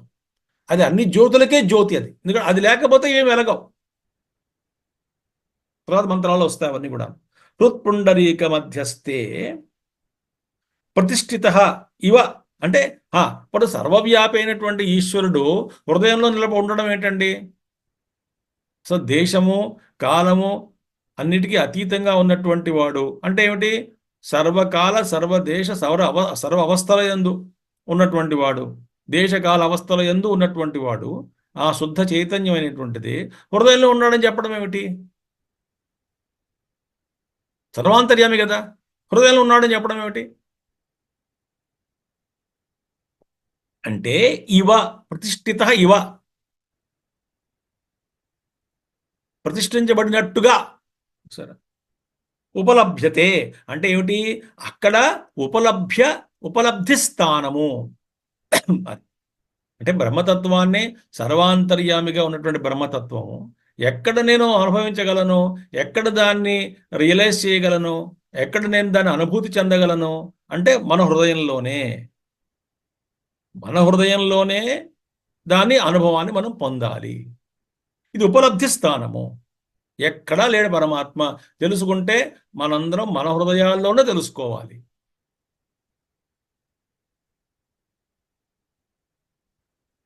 మన గుళ్ళు గోపురాలకు వెళ్ళినా కూడా అక్కడ పరమాత్మ ఉన్నాడు, చాలా ఆనందంగా ఉంది, దర్శనం కలిగింది, తృప్తిగా ఉంది. అవన్నీ ఎక్కడ జరుగుతున్నాయి?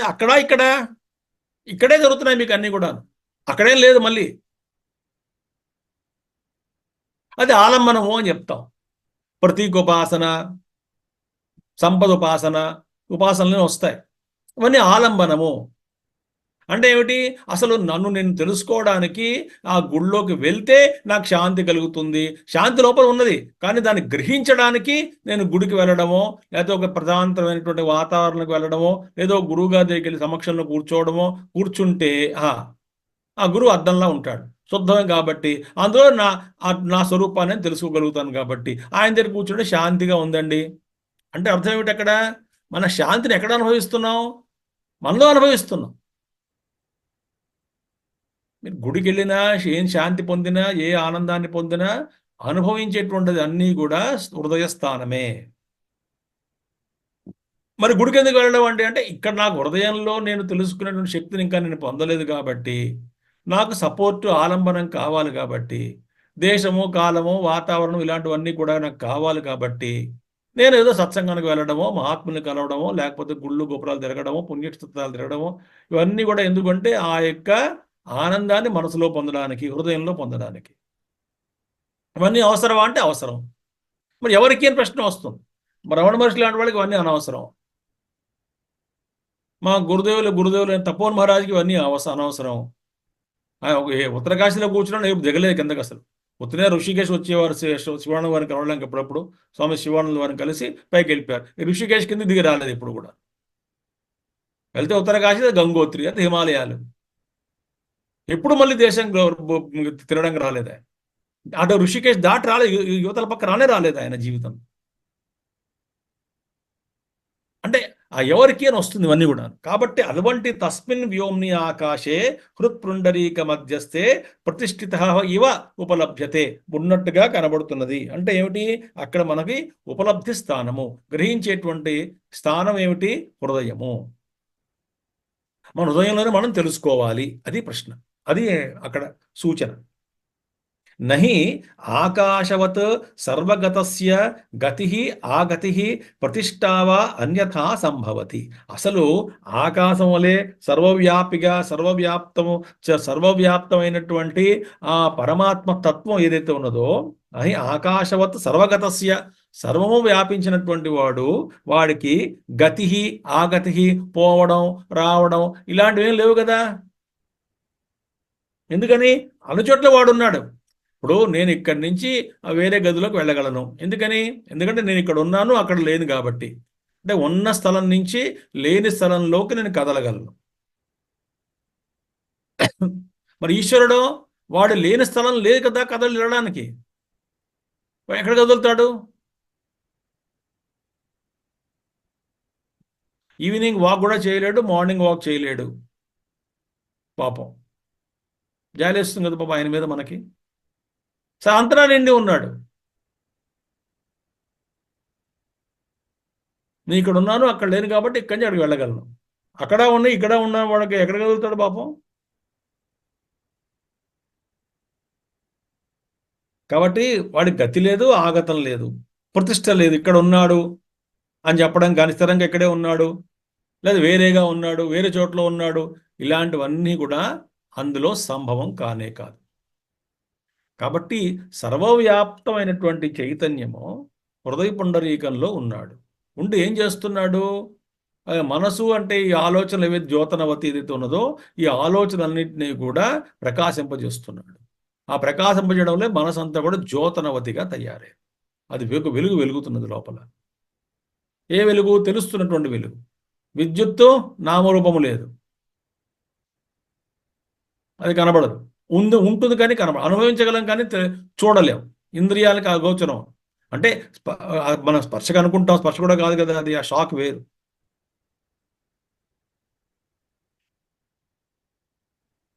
అన్యథా సంభవతి అది.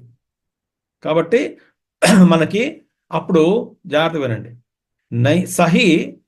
సహి ఆత్మా తత్రస్థ మనోవృత్తిభిరేవ విభావ్యత ఇది మనోమయ మనః ఉపాధిత్వా. ఇప్పుడు మనోమయ కోశం కాదు మనం చెప్పేటువంటిది. ఇక్కడ మనోమయం అంటే మనోమయ కోశం కాదు, ఆత్మే. సహి ఆత్మ. జాగ్రత్తగా వినండి అందరూ. హృత్పుండరీకం గురించి చెప్పుకున్నాం. అంటే హృదయంలో మధ్యలో ఉన్న ఆకాశంలో అస్తిత్వ రూపంలో ప్రకాశవంతంగా, ఏ ప్రకాశము అంటే ఆ ప్రకాశం వేరు. జ్యోతిషామపి తజ్జ్యోతి, వెలుగుతున్నాడు. అందులోనే అక్కడ మన మనస్సులో జ్యోతనవతి వెలుగుతున్నది, మనస్సు అంతా కూడాను. ఈ వృత్తులన్నింటినీ కూడా ప్రకాశింపజేసేటువంటి వాడు, ఆ చైతన్యమే ప్రకాశింపజేస్తున్నది. కాబట్టి ప్రతి వృత్తి కూడా వెలుగుతున్నది ఆ చైతన్యంలో, ప్రకాశింపబడుతూ ఆ వృత్తి అనేటువంటిది ఆ ప్రకాశింపబడుతున్నది. కాబట్టే ఆ వృత్తి గర్భంలో ఉన్నటువంటి వస్తువు యొక్క జ్ఞానం మనం తెలుసుకోగలుగుతున్నాం. ఆ లైట్ లేకపోతే ప్రకాశం మనకు తెలియదు. ఆ లైట్ పడకపోతే ఆ వస్తువు తెలియదు. అంధకారంలో వస్తువు అసలు వృత్తి గోచరమే కాదు మనకి. ఏ విధంగా అయితే మనకి బాహ్య లైట్ లేకపోతే వస్తువు కనపడదు, అక్కడ వస్తువు ఉండాలి, నాకు కళ్ళు ఉండాలి, కానీ ప్రకాశం కూడా ఉండాలి, లైట్ కూడా ఉండాలి అక్కడ. అప్పుడే వస్తు దర్శనం అవుతుంది. అలాగే ఈ విద్యుత్తు, అదే ఈ కాంతి, పరమాత్మ బ్రహ్మ చైతన్యం, అది ప్రకాశిస్తేనే ఆ వృత్తి ద్వారా మన ఆ వస్తువుని తెలుసుకోగలుగుతాం. అంటే ఆ వృత్తిలో మనం మళ్ళీ చెప్తున్నాను, తెచ్చుకున్నటువంటి వృత్తి వ్యాప్తి, ఫల వ్యాప్తి. వృత్తి వ్యాప్తి ద్వారా మనం ఆ వృత్తిలో మనకు ఏ విషయం, ఆ వృత్తి యొక్క విషయం ఏమిటని అనుకున్నాం కదా, ఏదో వృత్తిగా ఉండదు, ఆ విషయం ఏమిటని ఉండాలి. థాట్ అంటే కుదరదు, థాట్ ఆఫ్ వాట్ అని వస్తుంది. దేని గురించి వస్తుంది? ఆలోచన వచ్చిందంటే దేని గురించి అని అడుగుతాం కదా. దేని గురించి కాదు, దేని గురించి కానీ ఆలోచన ఏమిటి? కాబట్టి ఏదో వస్తువు ఉంది, ఆ వస్తువుని ప్రకాశింపజేసి తెలుసుకోవాలి అంటే ఆ బ్రహ్మ చైతన్యం ప్రకాశించాలి అని చెప్పుకున్నాం ఇప్పటి వరకును. తర్వాత ఏమిటి? ఆ ఆత్మే తత్రస్థ, అంటే అక్కడే ఉన్నటువంటి ఆత్మతత్వం. తత్రస్థ అంటే బుద్ధి అనేటువంటి ఆ పద్మంలో, బుద్ధి గుహలో వృత్తి, ఆ బుద్ధి గుహలో ఉన్నటువంటి ఆత్మ ఆత్మతత్వమే మనోవృత్తిభి ఏవ విభావ్యతే. చూడండి, జాగ్రత్తగా వినండి.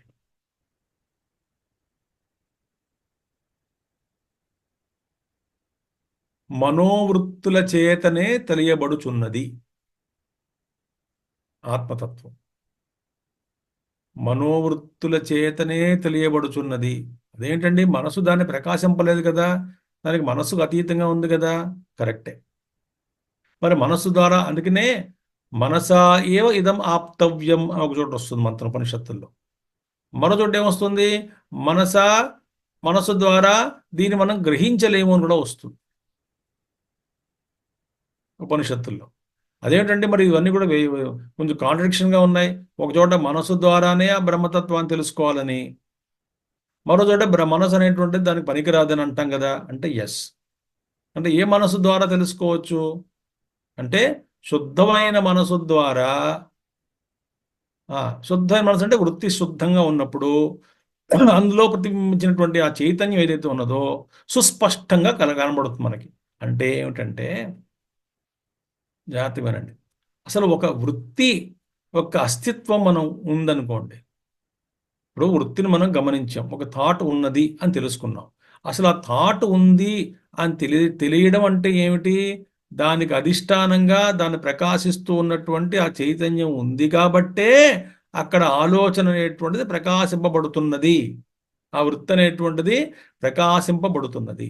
అంటే ఆ వృత్తి అనేది ప్రకాశింపబడుతున్నది, మన వృత్తిని గ్రహించాము అంటే ఏమిటి? అక్కడ బ్రహ్మ చైతన్యం ఉందని అర్థం. అంటే బ్రహ్మ చైతన్యం ఉంది అని అస్తిత్వాన్ని ఏ విధంగా తెలుసుకుంటున్నాం? మన మనోవృత్తుల ద్వారానే తెలుసుకుంటాం. మనోవృత్తులు కలుగుతున్నాయి, మనకు ఆ జ్ఞానం కలుగుతున్నది అంటే అర్థం ఏమిటి? అక్కడ అక్కడ ఆ చైతన్యం ఉన్నది, ఆ చైతన్యమే మనోవృత్తుల్ని ప్రకాశింపజేస్తున్నది. కాబట్టి ఆ చైతన్యం లేకపోతే అసలు వృత్తే ఉండదు. కాబట్టి ఆ వృత్తి ఉన్నది అంటే అర్థం ఏమిటి? ఆ వెనకాతల శుద్ధ చైతన్యం ఉందని అర్థం. కాబట్టి ఈ మన సాధనలో, వేదాంత సాధనలో అఖండ బ్రహ్మాకార వృత్తి, వృత్తి జ్ఞానం అంటేనే వృత్తి ద్వారానే కలుగుతుంది. వృత్తి లేనిదే జ్ఞానమే లేదు.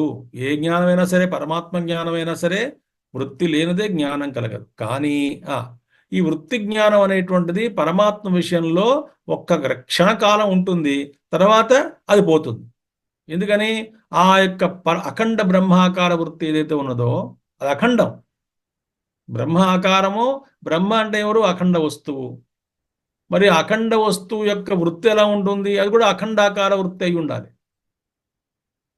కానీ ఆ అఖండాకార వృత్తి అనేటువంటిది కలిగినప్పుడు అందులో మనకి ఆ బ్రహ్మతత్వం శుద్ధమైన అది అఖండ వృత్తి కాబట్టి అందులో బ్రహ్మతత్వం ప్రతిబింబించినప్పుడు ఆ వృత్తిలో ఒక్కసారిగా ఇది సుమ అనే జ్ఞానం కలిగిన తర్వాత ఆ వృత్తి అనేటువంటిది ఇంకా దాని పని అయిపోయింది. అది చూపించేస్తుంది బ్రహ్మతత్వాన్ని. ఆ వృత్తి అనేది పోతుంది. వృత్తి పోయిన తర్వాత నేనే ఆ బ్రహ్మని అనేటువంటి అనుభవంతో మిగులుతా. కానీ వృత్తి లేనిదే జ్ఞానం కలగదు, వృత్తి అవసరం. కానీ అఖండ బ్రహ్మాకార వృత్తి మటుకు కొన్ని క్షణాలే ఉంటుంది, ఒక రెప్పపాటు కాలం ఉంటుంది.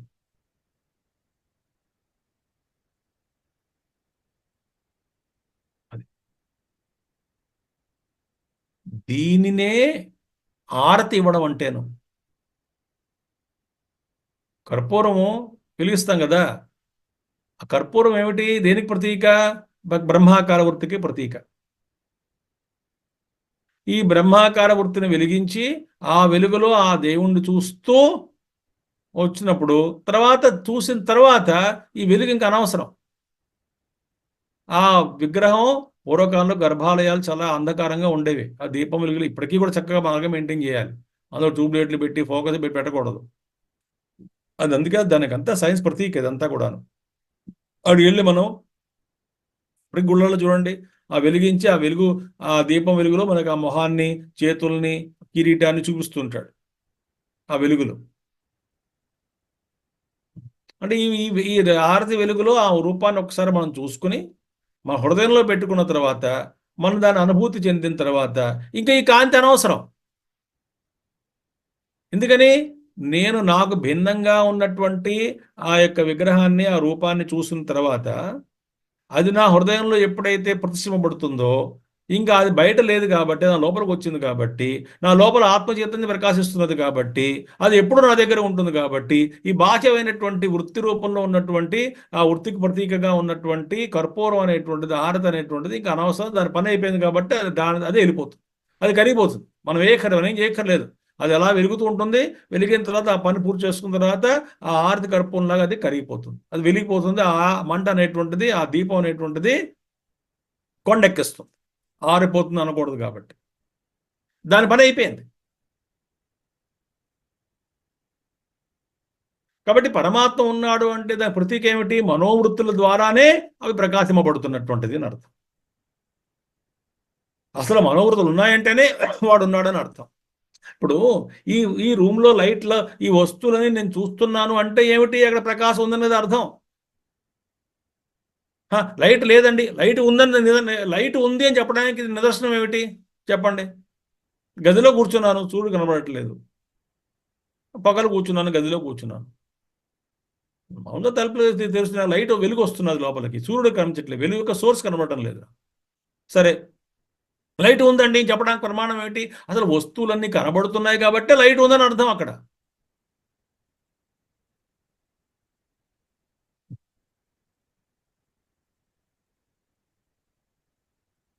మరి లైట్ ఉంది అని నిదర్శనం ఏమిటి? వస్తు గోచరమే.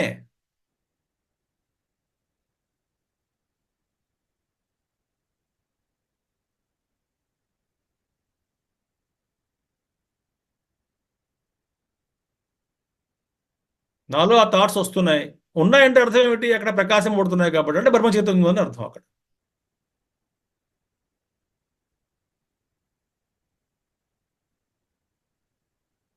కాబట్టి కంటెంట్ ఆఫ్ ద థాట్ తీసేసి కంటెంట్ ఆఫ్ ద థాట్ అంటే ఆ వృత్తి గర్భంలో ఏముందో అది పక్కన పెట్టేసేయండి, అదంతా మాయా ప్రపంచం, ఏదో విషయ వస్తువులు అవి ఉంటాయి, అది పక్కన పెట్టేయండి. మరి దేని ద్వారా, ఏ చైతన్యం ద్వారా కనబడుతున్నది? ప్రతి వృత్తిలో నా చైతన్యం ఉంది కాబట్టి ఆ వృత్తి కనబడుతున్నది, నాకు ఆ వృత్తిలో ఉన్న వస్తువు కనబడుతున్నది, గోచరం అవుతున్నది, అనుభవంలోకి వస్తున్నది.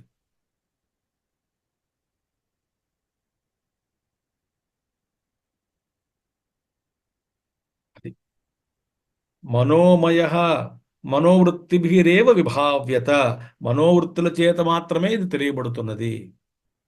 విభావ్యత ఇది మనోమయ, మన ఉపాధిత్వాత్, మనసు అనేటువంటిది ఉపాధి కలిగింది కాబట్టి ఆ ఆత్మనే మనోమయము అన్నాం ఇక్కడ. మనోమయం అంటే మనోమయ కోశం కాదు ఇక్కడ, ఆయన మనోమయుడు. ఎందుకని? మనసు అనేటువంటి ఉపాధి కలిగినటువంటి వాడు కాబట్టి ఆయన మనోమయుడు.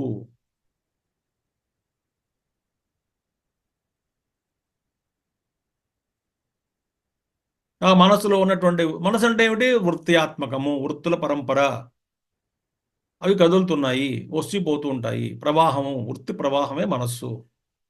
ఎలాగైతే నీటి యొక్క ప్రవాహమే నదియో, ఆ నదిలో ఉన్న నీళ్లు తీసేస్తే నది ఎక్కడుంది?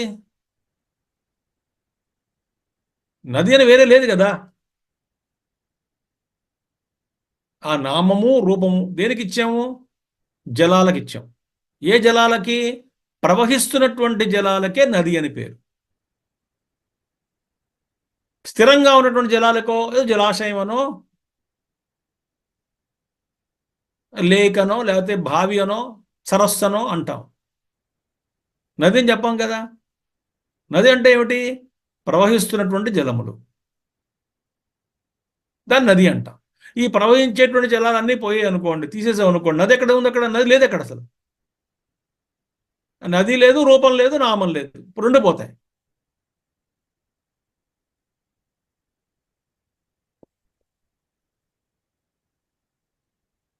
అదేవిధంగా మనోవృత్తులనే తీసేస్తే మనసే లేదు అక్కడ. ఇంకా మనసు అంటే ఏమిటి? వృత్తుల యొక్క పరంపర, ప్రవాహము మనసుగా ఉన్నది. ఈ వృత్తులు ఉన్నాయంటే అర్థం ఏమిటి? దాన్ని ప్రకాశిస్తున్నటువంటి చైతన్యం ఉందని అర్థము.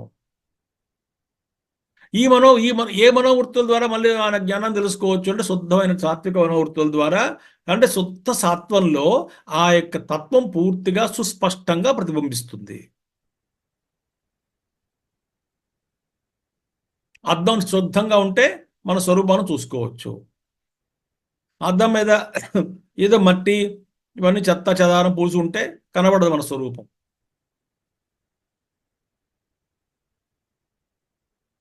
స్వహి ఆత్మ తత్రస్థ మనోవృత్తిభిరేవ. అక్కడే ఉన్నటువంటి ఆత్మ, అక్కడే అంటే ఈ బుద్ధి గుహలో వృత్తి గుహలో ఉన్నటువంటి హృదయ గుహలో ఉన్నటువంటి ఆత్మ. హృదయం అంటే బుద్ధి, మనస్సు, బుద్ధి. అక్కడ లోపల ఉన్నటువంటి ఆత్మ మనోవృత్తిభిరి విభావ్యత ఇది మనోమయ మనః ఉపాధిత్వ. దానికి మనస్సు అనే ఉపాధి ఉంది కాబట్టి ఆ ఆత్మతత్వాన్నే మనోమయ అన్నాం ఇక్కడ. ఆయనే మనోమయ. కొత్త పేర్లు ఇవి. ముందు సర్వజ్ఞుడు, సర్వవిత్తు. ఇంకో పేరేమిటి? మనోమయుడు. ఇంకో పేరు ఇస్తున్నారు, ప్రాణ శరీర నేత. ఆయనకి మరో పేరు పెట్టారు ఈ ఆత్మతత్వానికి. ఏమిటా ఆ పేరు? ప్రాణ శరీర ఆత్మ. చూడండి ఎంత బాగుంటుందో. ప్రాణశ్చ శరీరంచ ప్రాణ శరీరం. ప్రాణ శరీరం అంటే ఏమీ లేదు, సూక్ష్మ శరీరము అని అర్థం, అంతే. ప్రాణ శరీరం అంటే ఏమిటి? సూక్ష్మ శరీరము. ఆ సూక్ష్మ శరీరంలో ప్రాణం కూడా ఉంది కదా, అందుకే ప్రాణం పోయింది అంటాం. అందుకే ప్రాణము సూక్ష్మ అని కలిసి ఉంటాయి. అక్కడ కిట్ అది. ప్రాణంతో పాటు సూక్ష్మ శరీరం అంటే సూక్ష్మంతో పాటు ప్రాణం ఉంటుంది. అన్నీ కలిసి వెళ్ళిపోతాయి పైకి.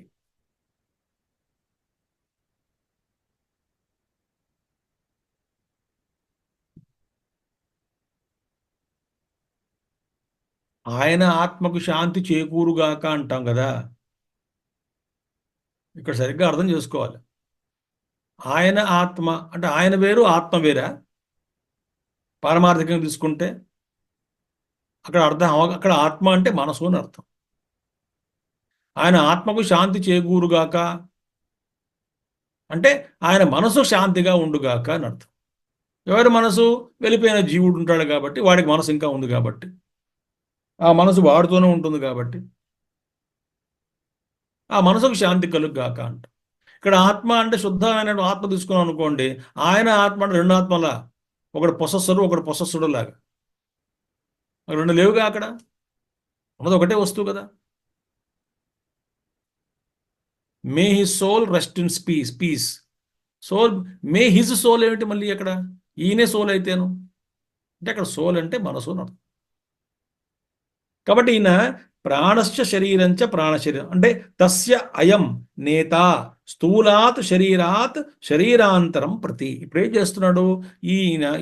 ఈ యొక్క ఈ లోపల పరమాత్మే ఈ సూక్ష్మ శరీరాన్ని అంటే ప్రాణంతో కూడుకున్నటువంటి సూక్ష్మ శరీరాన్ని ఏం చేస్తున్నాడు? ఒక శరీరం వదిలిన తర్వాత, ఒక స్థూల శరీరం జన్మ ఎంతైన తర్వాత మరో జన్మకి మరో స్థూల శరీరం వైపు తోలుకొని తీసుకుని వెళ్ళేటువంటి వాడు, తీసుకెళ్లేటువంటి వాడు ఎవడు?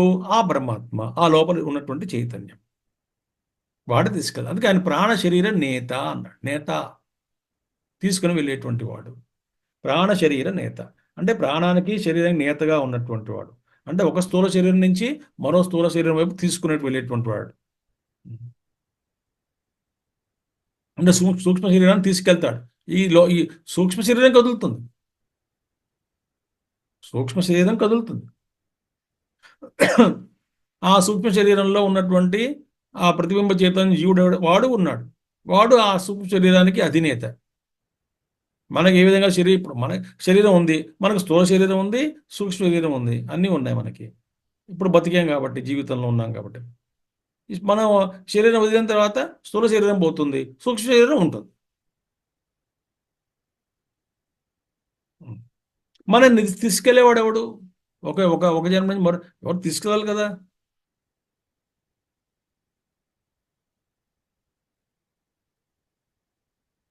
ఏ జన్మ రావాలి, కర్మ ప్రకారంగా ఎక్కడ పుట్టాలి, ఏ ప్రాంతంలో పుట్టాలి, ఎటువంటి సంస్కారాలు ఉన్నటువంటి కుటుంబంలో పుట్టాలి, ఏ వాసనలు ఉన్నాయో, ఏం ఖర్చు చేసుకోవాలో వచ్చే జన్మలో ఎవరికేం తెలుసు. నేను చాలా మంచి పని చేశానండి, వాళ్ళ పుణ్యంగా చేశాను, మంచి పుణ్యజన్మ వస్తుందంటే ఎప్పుడో పాత జన్మల బ్యాలెన్స్ ఏదో ఉంటుంది. అది అనుభవించడానికి ఒక జన్మ వేరేగా పుట్టాల్సి వస్తుంది.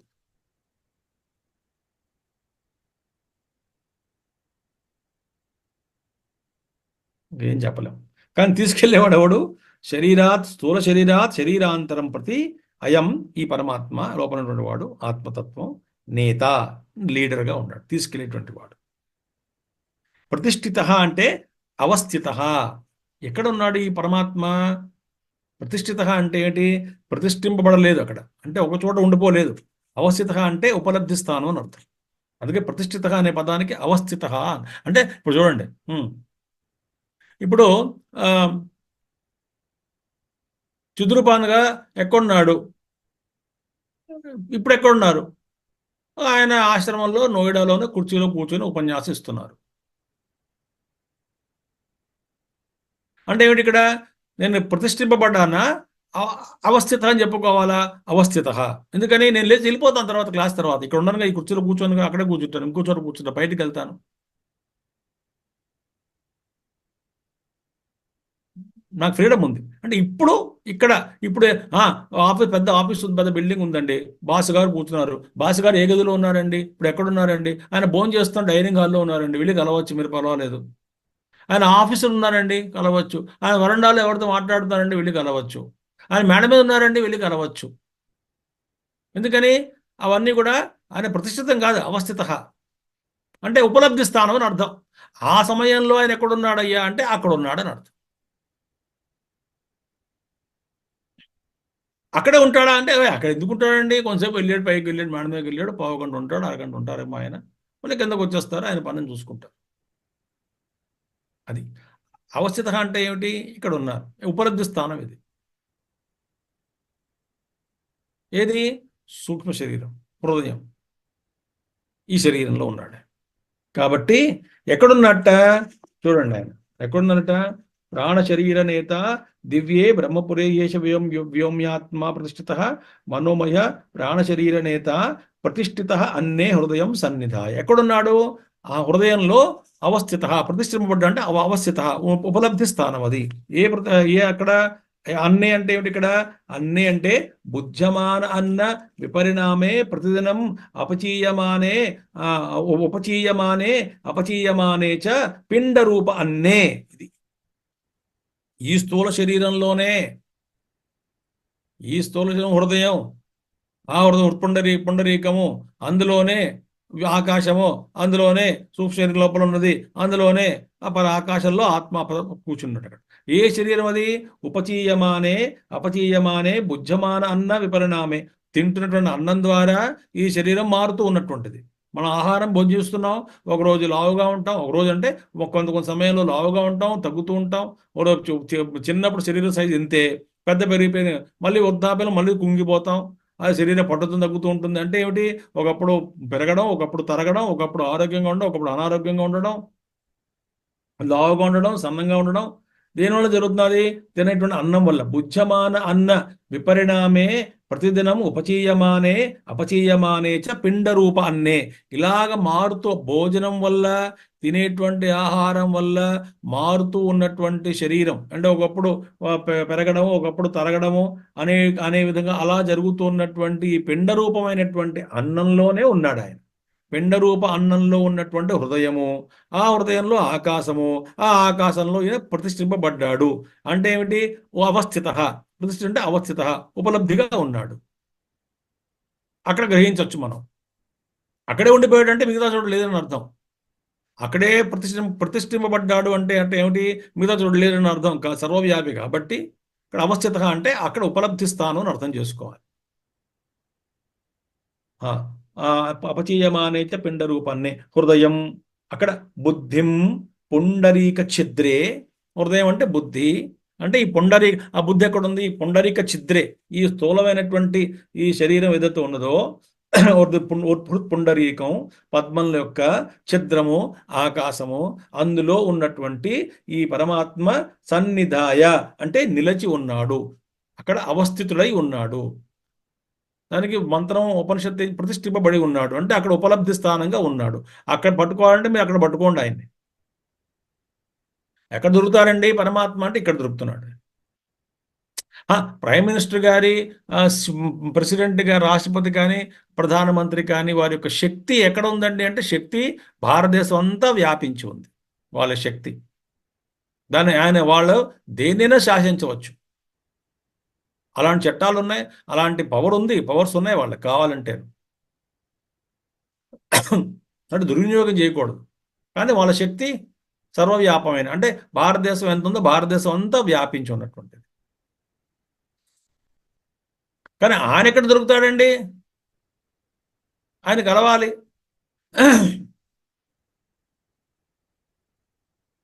ఎక్కడ దొరుకుతారు ఆయన ప్రధానమంత్రి గారు? అంటే ఎప్పుడు, ఏ తారీఖునండి, ఏ టైంకండి అని వస్తాయి ప్రశ్నలు. ఆనాడు ఆ టైంలో ఆయన ఇక్కడ ఉంటారండి, ఇక్కడ కలవచ్చు మీరు. అలాగే మనకి శరీరం ఉన్నంత వరకు, సూక్ష్మ శరీరం ఉన్నంత వరకు కూడా మనకు ఉపలబ్ధి స్థానం ఆయన హృదయమే. ఎప్పుడైతే శరీరము పోయి సూక్ష్మ శరీరం విలీనం అయిపోతుందో అప్పుడు అలా ఉన్నటువంటి ఆత్మతత్వం సర్వవ్యాప్తమై ఉంటుంది అని గ్రహిస్తాం మనం. అది పూర్ణంగా తెలుసుకుంటాం. నేను నాలో ఉన్నవాడు అందరిలో ఉన్నాడని, అందరిలో ఉన్నవాడు నాలో ఉన్నాడని అప్పుడు తెలుస్తుంది మనకి. సన్నిధాయ సమవస్థాప్య హృదయ అవస్థానమేవ హి ఆత్మనః స్థితి నహి ఆత్మనః స్థితి అన్నే. ఆయన ఆత్మ ఎక్కడుందంటే హృదయంలో ఉన్నాడు, కానీ అన్నంలో లేడు. అంటే అన్నంలో ప్రతిష్ఠింపబడలేదు ఆత్మతత్వం. ఆయన ఉపలబ్ధి స్థానం ఎక్కడ గ్రహించాలి? సూక్ష్మంగా ఎక్కడ ఉన్నాడు? అన్నింటినీ ప్రకాశింపజేస్తున్నటువంటి వాడు, బుద్ధిలోని వృత్తులన్నింటినీ ప్రకాశింపజేస్తున్నటువంటి వాడు ఎక్కడ ఉన్నాడు అంటే హృదయంలో ఉన్నాడు నాయన. అన్నంలో ఉంటే ఆ అన్నమయ శరీరం మారుతుంది, తగ్గుతూ ఉంటుంది, ఎప్పుడో కానీ కాల్ చేస్తాం, చచ్చిపోతే శరీరం వదిలేసి పోతుంది. అది కాదు. ఆ హృదయం, ఆ బుద్ధి ఎప్పుడూ ఉంటుంది. అది ఎప్పుడు ఎంతవరకు ఉంటుంది? ఈ అవిద్యా స్థితిలో ఉన్నంత వరకు కూడా ఈ సూక్ష్మ శరీరం ఉంటుంది. మరి వాడికి వాడు సూక్ష్మ శరీరంగా ఉన్నంత వరకు కూడా వాడి పరమాత్మ పాప ఉపలబ్ధంగా ఉన్నాడు. ఎక్కడ? వాళ్ళలో కూర్చున్నాడు. పోలేరా, నువ్వు నన్ను తెలుసుకునేంత వరకు నేను నీలోనే ఉన్నాను, నీ హృదయంలోనే ఉన్నాను. ఎప్పుడైతే నన్ను తెలుసుకుంటావో, ఈ సూక్ష్మ శరీరాన్ని కూడా విలీనం చేస్తావో, అప్పుడు నేనే నువ్వు, నువ్వే నేను సర్వవ్యాప్తగా ఉంటాము, ప్రకాశిస్తూ ఉంటాము, ఆనందంగా ఉంటాము, ఆనంద రూపంగా ఉంటాం.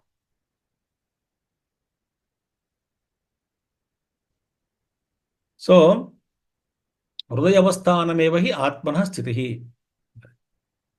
అన్నమయం ఆయన దేహంలో కాదు, ఆ బుద్ధి అందే ప్రకటితం అవుతున్నాడు, ఆయన వ్యక్తం అవుతున్నాడు. బుద్ధిలోనే గ్రహించాలి. బుద్ధి అంటే బుద్ధి వృత్తిలో, ఆ హృదయ కుహర మధ్యలో, ఆకాశంలో అక్కడే ఉన్నాడు.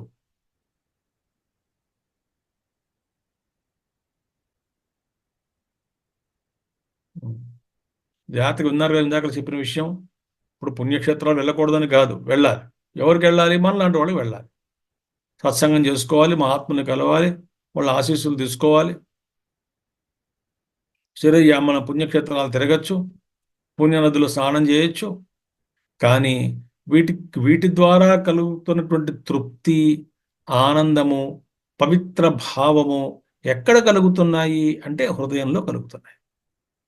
అంటే ఆ హృదయ ఎఫెక్ట్ దేని పడుతున్నది? హృదయంలో మెల్లగా మార్పు వస్తున్నది అనమాట.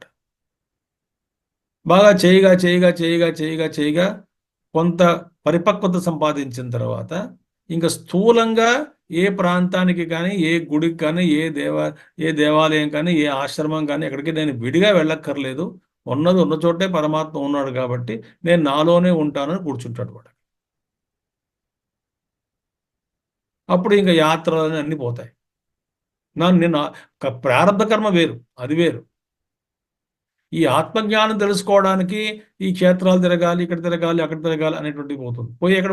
హృదయ స్థానం కాబట్టి, హృదయం పవిత్రమైంది కాబట్టి, అందులోనే నేను తెలుసుకోవాలి కాబట్టి, నన్ను నేను తెలుసుకోవాలంటే ఆ హృదయంలో తెలుసుకోవాలి కాబట్టి కళ్ళు మూసుకుని ధ్యానం చేసుకుంటూ కూర్చుంటాడు.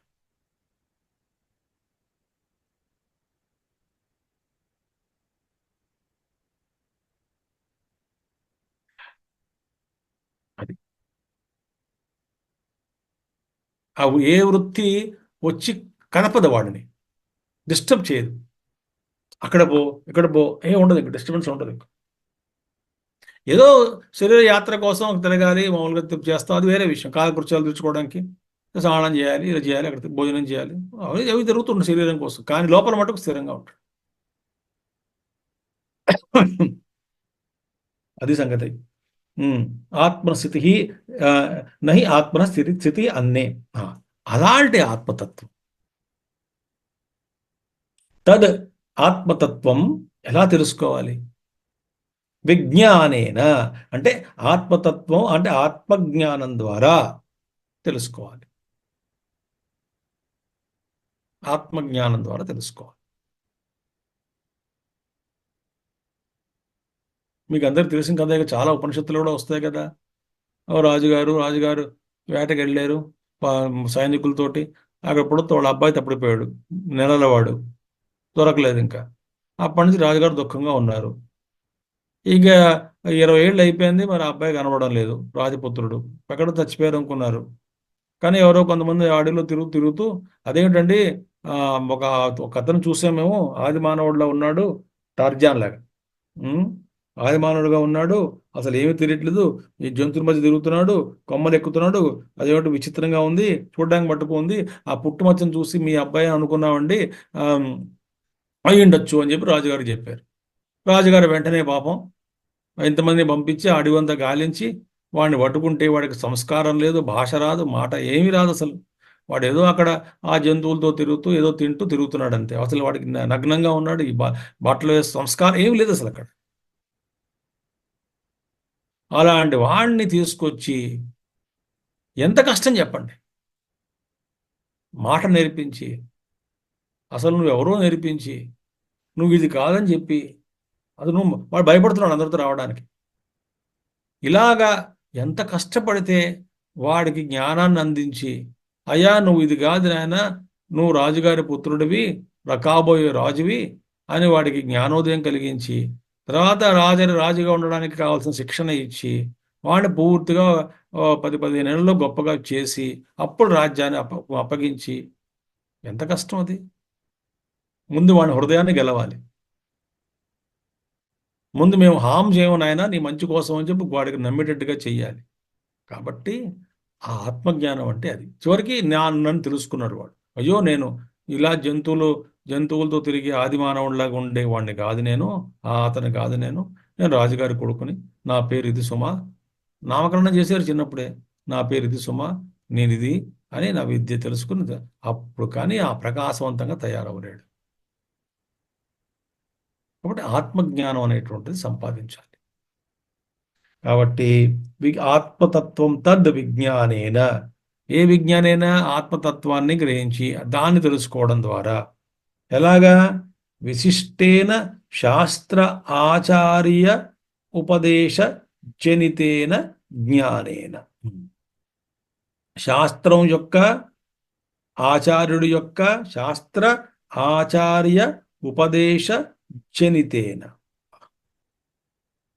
విశిష్టంగా అయినటువంటి శాస్త్రము ఆచార్యం రెండు ఉండాలి. శాస్త్రము, ఆ శాస్త్రాన్ని చెప్పేవాడు ఆచార్యుడు. కాబట్టి ఆచార్యుడి ద్వారా శాస్త్రాన్ని మనం గ్రహించుకుంటాం. శాస్త్రాన్ని గ్రహించి ఆచార్యుడి ద్వారా శాస్త్రజ్ఞానాన్ని పొందిన తర్వాత, శాస్త్రజ్ఞానం పొందాలంటే గురువు కావాలి. ఆ గురువు ఆ శాస్త్రంలో ఉన్నటువంటి నిగూఢమైనటువంటి రహస్యాల్ని బోధిస్తాడు. బోధించిన తర్వాత ఆ జ్ఞానాన్ని బాగా చక్కగా ఆ శాస్త్ర ఆచార్య ఉపదేశం వల్ల కలిగినటువంటి జ్ఞానము ద్వారా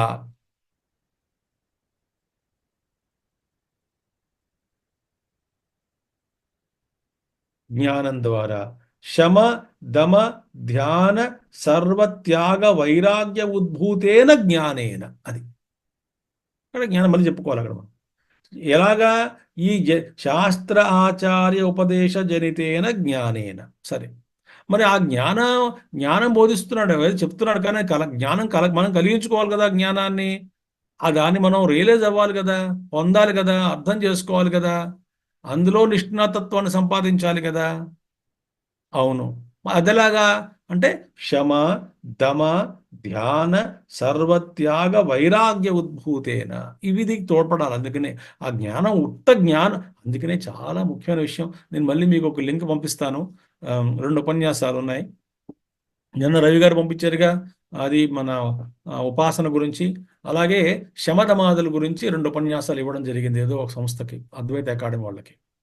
అక్కడ కూడా శమము అంటే ఏమిటి, దమం అంటే ఏమిటి, ఉపరతి అంటే ఏమిటి, శ్రద్ధ అంటే ఏమిటి, సమాధానం అంటే ఏమిటి, జ్ఞానం ఉన్నది. ఏదో జ్ఞానం సంపాదించుకున్నాం, కానీ శమధమాదులు లేవు. అటువంటి జ్ఞానం అప్పుడు ఫలీభూతం కాదు. అందుకనే మనకి కొంత స్థాయిలో అసలు అర్థమే కాదు. కొంతమందికి అర్థమైనప్పటికీ కూడా అందులో ఉన్నటువంటి అర్థజనితమైనటువంటి అనుభూతి ఏదైతే ఉందో, ఆ అర్థం ద్వారా జనించేటువంటి అనుభూతి ఆ అనుభవం మనకు దొరకటం లేదు. ఎందుకని అంటే ఈ శమధమాదులు సరిగ్గా సాధన చేయలేదు కాబట్టి. శమధమాదులు ఎందుకు కలగలేదు అంటే వైరాగ్యం లేదు కాబట్టి. అది దీనివల్ల అన్ని ఇంటర్లింక్డ్. వివేకం వల్ల వైరాగ్యము, వైరాగ్యం వల్ల వివేకము, ఈ 2 కలగాలని శమధమాదులు చేస్తే కానీ వైరాగ్యం రాదు. అలా అన్ని ఒకదాం కూడా లింక్ అనమాట. ఏదో ఒకటి స్టార్ట్ చేయండి ఎక్కడో అక్కడ. కానీ అందుకనే ఇవన్నీ ఈ జ్ఞానం పొందిన తర్వాత రియలైజేషన్ ఎందుకు రావట్లేదు అంటే ఇందులో లోపాలు ఉన్నాయి. శమం అంటే మనో నిగ్రహము, దమం అంటే ఇంద్రియ నిగ్రహము,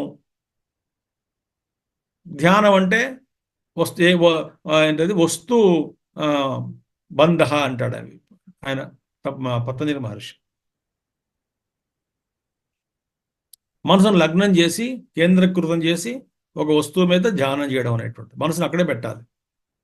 ఆ వస్తు బంధనం అంటే ఆ వస్తువు మీద ధ్యానం కుదరడం. సర్వత్యాగ వైరాగ్యం. ఇక ధ్యానం కుదరాలి అంటే అందుకనే అభ్యాస వైరాగ్యాభ్యాం తన్నిరోధ అని చెప్పి, లేదా అభ్యాసేనత కౌంతేయ వైరాగ్యానిచ గృహ్యతే అన్నప్పుడు ఇక్కడ అభ్యాసము వైరాగ్యము రెండు పట్టాలు లాంటివి. అభ్యాసం చేస్తూ వైరాగ్యం లేకపోయినా, వైరాగ్యం ఉండి అభ్యాసం లేకపోయినా కుదరదు. అంటే వైరాగ్యంతో కూడినటువంటి అభ్యాసమే ఉపయోగపడుతుంది. ఎందుకంటే లేకపోతే ఏమిటవుతుంది, అభ్యాస కాలంలో అభ్యాసము, అభ్యాస కాలం అయిపోయిన తర్వాత వైరాగ్యం లేకపోవడం వల్ల మళ్ళీ బహిర్ముఖం అవుతాం.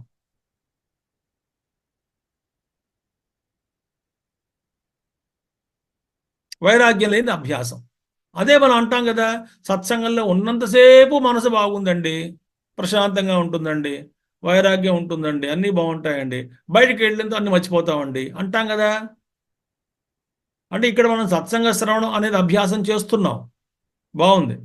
కానీ దానికి కాంప్లిమెంటరీగా, దాన్ని సమర్థిస్తూ, దానికి తోడ్పడుతూ ఉన్నటువంటి వైరాగ్యం లేని కారణంగా ఇది నిలబడదు. అందుచేత శమ దమ ధ్యాన సర్వత్యాగ వైరాగ్యం వల్ల కలిగేటువంటి జ్ఞానం ద్వారా, అంటే గురుముఖత ఏం నేర్చుకోవాలి, గురుముఖత చూడండి. అందుకనే శిష్టాచార్యము అంటే వేదం ఏదైతే చెప్తున్నదో, ఉపనిషత్తు జ్ఞానం ఏదైతే, ఆ జ్ఞానం పరిభాషలోనే మనకి గురువు స్తోత్రుడు బ్రహ్మనిష్ఠుడు కావాలి. అటువంటి జ్ఞాని పోనీ అటువంటి మహాత్ములను దొరికితే ఆ జ్ఞాని ఏం చేస్తున్నాడు, శాస్త్రంలో చెప్పినటువంటి పదాల ద్వారానే మనకి ఈ ఒక పద్ధతి అది. ఈ యొక్క ఆత్మజ్ఞానాన్ని అర్థం చేసుకోవాలంటే శాస్త్రంలో వాడినటువంటి పదాల ద్వారానే చక్కగా ఎటువంటి కష్టం లేకుండా సున్నితంగా అర్థం చేసుకోవచ్చు ఆత్మతత్వం గురించి. లేకపోతే మిగతా ఏ సిద్ధాంతాలు కూడా బోర్డు సందేహాలు వచ్చేస్తాయి, సంశయాలు ఎక్కువ వస్తాయి. మళ్ళీ ఎటు తిరిగి ఉపనిషత్తులు, గీత, బ్రహ్మసూత్రం అక్కడ రావాల్సిందే మళ్ళీ మనం. అది ఆధారం. దాన్ని ఆధారంగా చేసుకుని గురువు బోధిస్తున్నాడు. కాబట్టి గురువు స్వచ్ఛందంగా బోధించడు, శాస్త్ర ప్రమాణం ఉండాలి. టైం టెస్టెడ్ అనమాట శాస్త్రం అంటే. చూడండి, మెడిసిన్లో కూడా టైం టెస్టెడ్ ప్రొసీజర్స్ ఉంటాయి కొన్ని, వాటిని ఫాలో అయితేనే బాగుంటుంది. కొత్తగా పెత్తనం పెట్టడం ఒక డాక్టర్ గారు ఇది మార్చి అది మార్చి, అది కొంచెం ఒకప్పుడు పేషెంట్కే కొంచెం కష్టం, అప్పుడు రోగి మరణించడానికి అవకాశం ఉంది. ఎంతో రీసెర్చ్ చేసి వాళ్ళ ప్రొసీజర్ ఇచ్చారు. ఇలా చేయండి, లైన్ ఆఫ్ ట్రీట్మెంట్ అంటాం, అది ఫాలో అవ్వాలి కదా.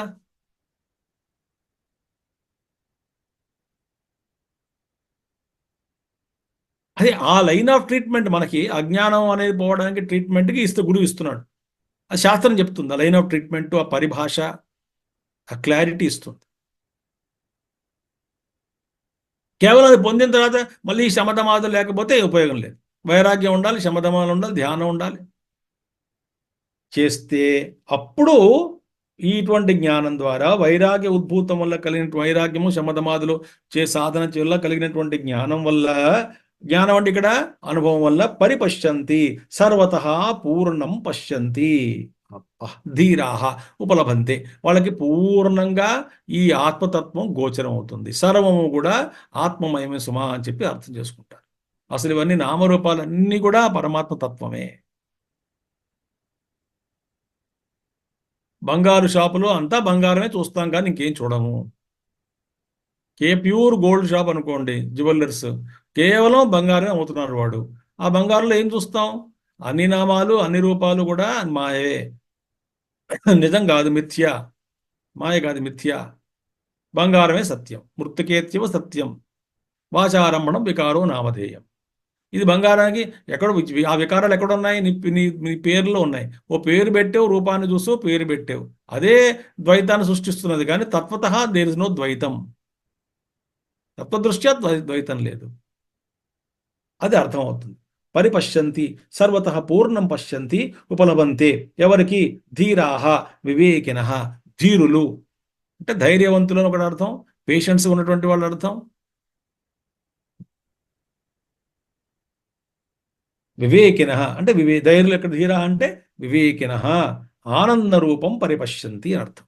ఏం చూస్తారు? ఆనంద రూపాన్ని పొందుతారు. ఏమిటది?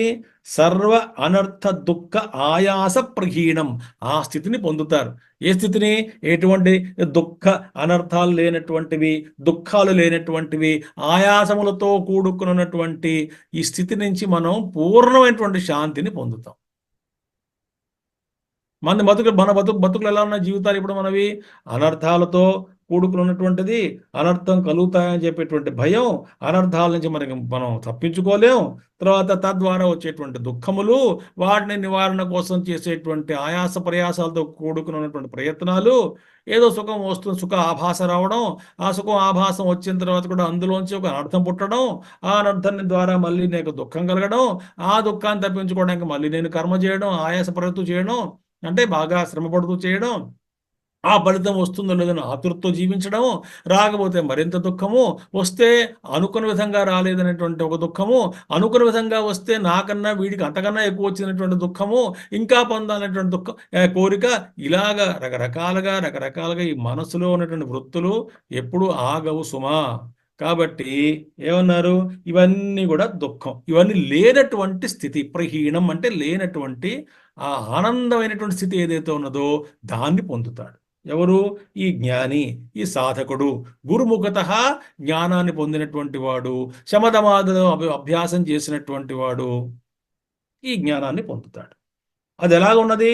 అమృతం యద్విభాతి విశేషేణ స్వాత్మనైవ భాతి. అది అమృతమైనటువంటిది. యద్విభాతి ఏదైతే భాషిస్తూ ఉన్నటువంటిదో, ప్రకాశిస్తూ ఉన్నటువంటిదో, యద్విభాతి విశేషేణ స్వాత్మనైవ భాతి సర్వదా అంటే ఆత్మలోనే ఎల్లప్పుడూ ప్రకాశించేటువంటిది, తనలోనూ తానే ఆనంద రూపముగా ఉన్నటువంటి తన ఆత్మతత్వాన్నే హాయిగా ప్రకాశింపజేసుకుంటూ, అంటే ప్రకాశిస్తున్నటువంటి ఆత్మతత్వాన్నే గ్రహించి నేను అదే అని గ్రహించిన తర్వాత ఇంకా దుఃఖము, ఆయాసము, అనర్థములు ఇలాంటివన్నీ కూడా ఎందుకు వస్తున్నాయి అంటే అజ్ఞానం వల్ల, లేదా ఈ శరీరంతో తాదాత్మ్యం చెందడం వల్ల, లేకపోతే ఈ ప్రపంచం నిజమని నమ్మడం వల్ల, ఇందులో ఇది శాశ్వతం నమ్ముకోవడం వల్ల. 3 విషయాలు చెప్తాను, దాంతో వాళ్ళు కంక్లూడ్ చేస్తాను. ఇక్కడ ఏమన్నారు? విశేషణ స్వాత్మనైవ భాతి సర్వదా. అన్నీ కూడా ఆత్మలోనే ప్రకాశింపబడుతూ ఉంటాయి. ఎవరికి? వాళ్ళు దర్శిస్తారు అన్ని కూడా. ఎవరు? ఈ మహాత్ములు.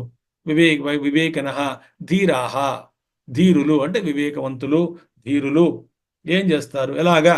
గురుముఖతః జ్ఞానాన్ని పొంది, శమధమాదుల అభ్యాసం చేసుకుంటూ, వైరాగ్యాన్ని పొంది, తద్వారా ఈ యొక్క ఆ ఆనందాన్ని పొందిన తర్వాత ఇక అనర్థ దుఃఖము ఆయాసము లేనటువంటి అనర్థములు దుఃఖములు ఆయాసములు లేనటువంటి స్థితిని పొందుతారు అని అర్థం. కాబట్టి మనకి 3 విషయాలు చెప్తాను. ప్రపంచంలో మనం వస్తు సేకరణ వస్తువులు ఎందుకు పడుతున్నామంటే మనకి 3 రాంగ్ కాన్సెప్ట్స్ ఉన్నాయి వాటి గురించి. ఏమిటది? ఒకటి సత్యత్వం, అంటే నాకు గోచరిస్తున్నటువంటి వస్తువులు సత్యము సుమా, సత్యత్వ బుద్ధిని ఆరోపించాం. తర్వాత అది నిజమని, భ్రమ కాదు నిజం, నిజంగా నాకు ఆ వస్తువు కావాలి, ఆ భోగం కావాలి, ఆ అనుభవం కావాలి, సత్యత్వం. రెండవది నిత్యత్వం, అది శాశ్వతంగా ఉంటుంది ఆ వస్తువు, నన్ను ఆ వస్తువు ఎప్పుడు విడిచిపోదు, వస్తువు కానీ వ్యక్తి కానీ.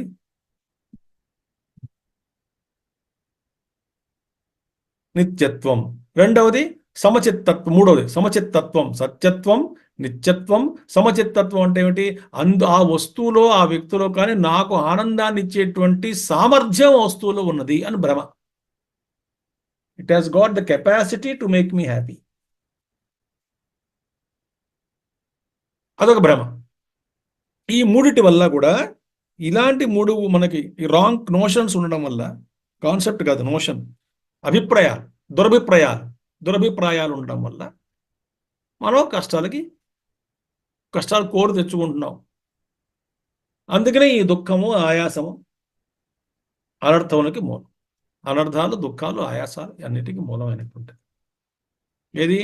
అజ్ఞానం, అవిద్య. కాబట్టి అల్టిమేట్గా ఏమిటి ఈ మంత్రంలో చెప్పింది ఏమిటి నాయన అంటే, ఆ సర్వజ్ఞుడు, వ్యక్తమైనటువంటి వాడు, సర్వవ్యాపి అయినటువంటి వాడు ఆ పరమాత్మ మనలోనే ఉన్నాడు సుమా అని గ్రహించడం అనేటువంటిది చాలా అవసరం. అది ఉపనిషత్తు మనకు చెప్తున్నది. గురుముఖత జ్ఞానాన్ని సంపాదించి ఆనందాన్ని పొందండి. స్వస్తి. పూర్ణమద పూర్ణమిదం పూర్ణాత్ పూర్ణముదచ్యతే పూర్ణస్య పూర్ణమాదాయ పూర్ణమేవావశిష్యతే. ఓం శాంతి శాంతి శాంతి. హరి ఓం శ్రీ గురుభ్యో నమః. హరి ఓం సద్గురునాథ్ మహారాజ్ కి జై. Thank you. హరి ఓం.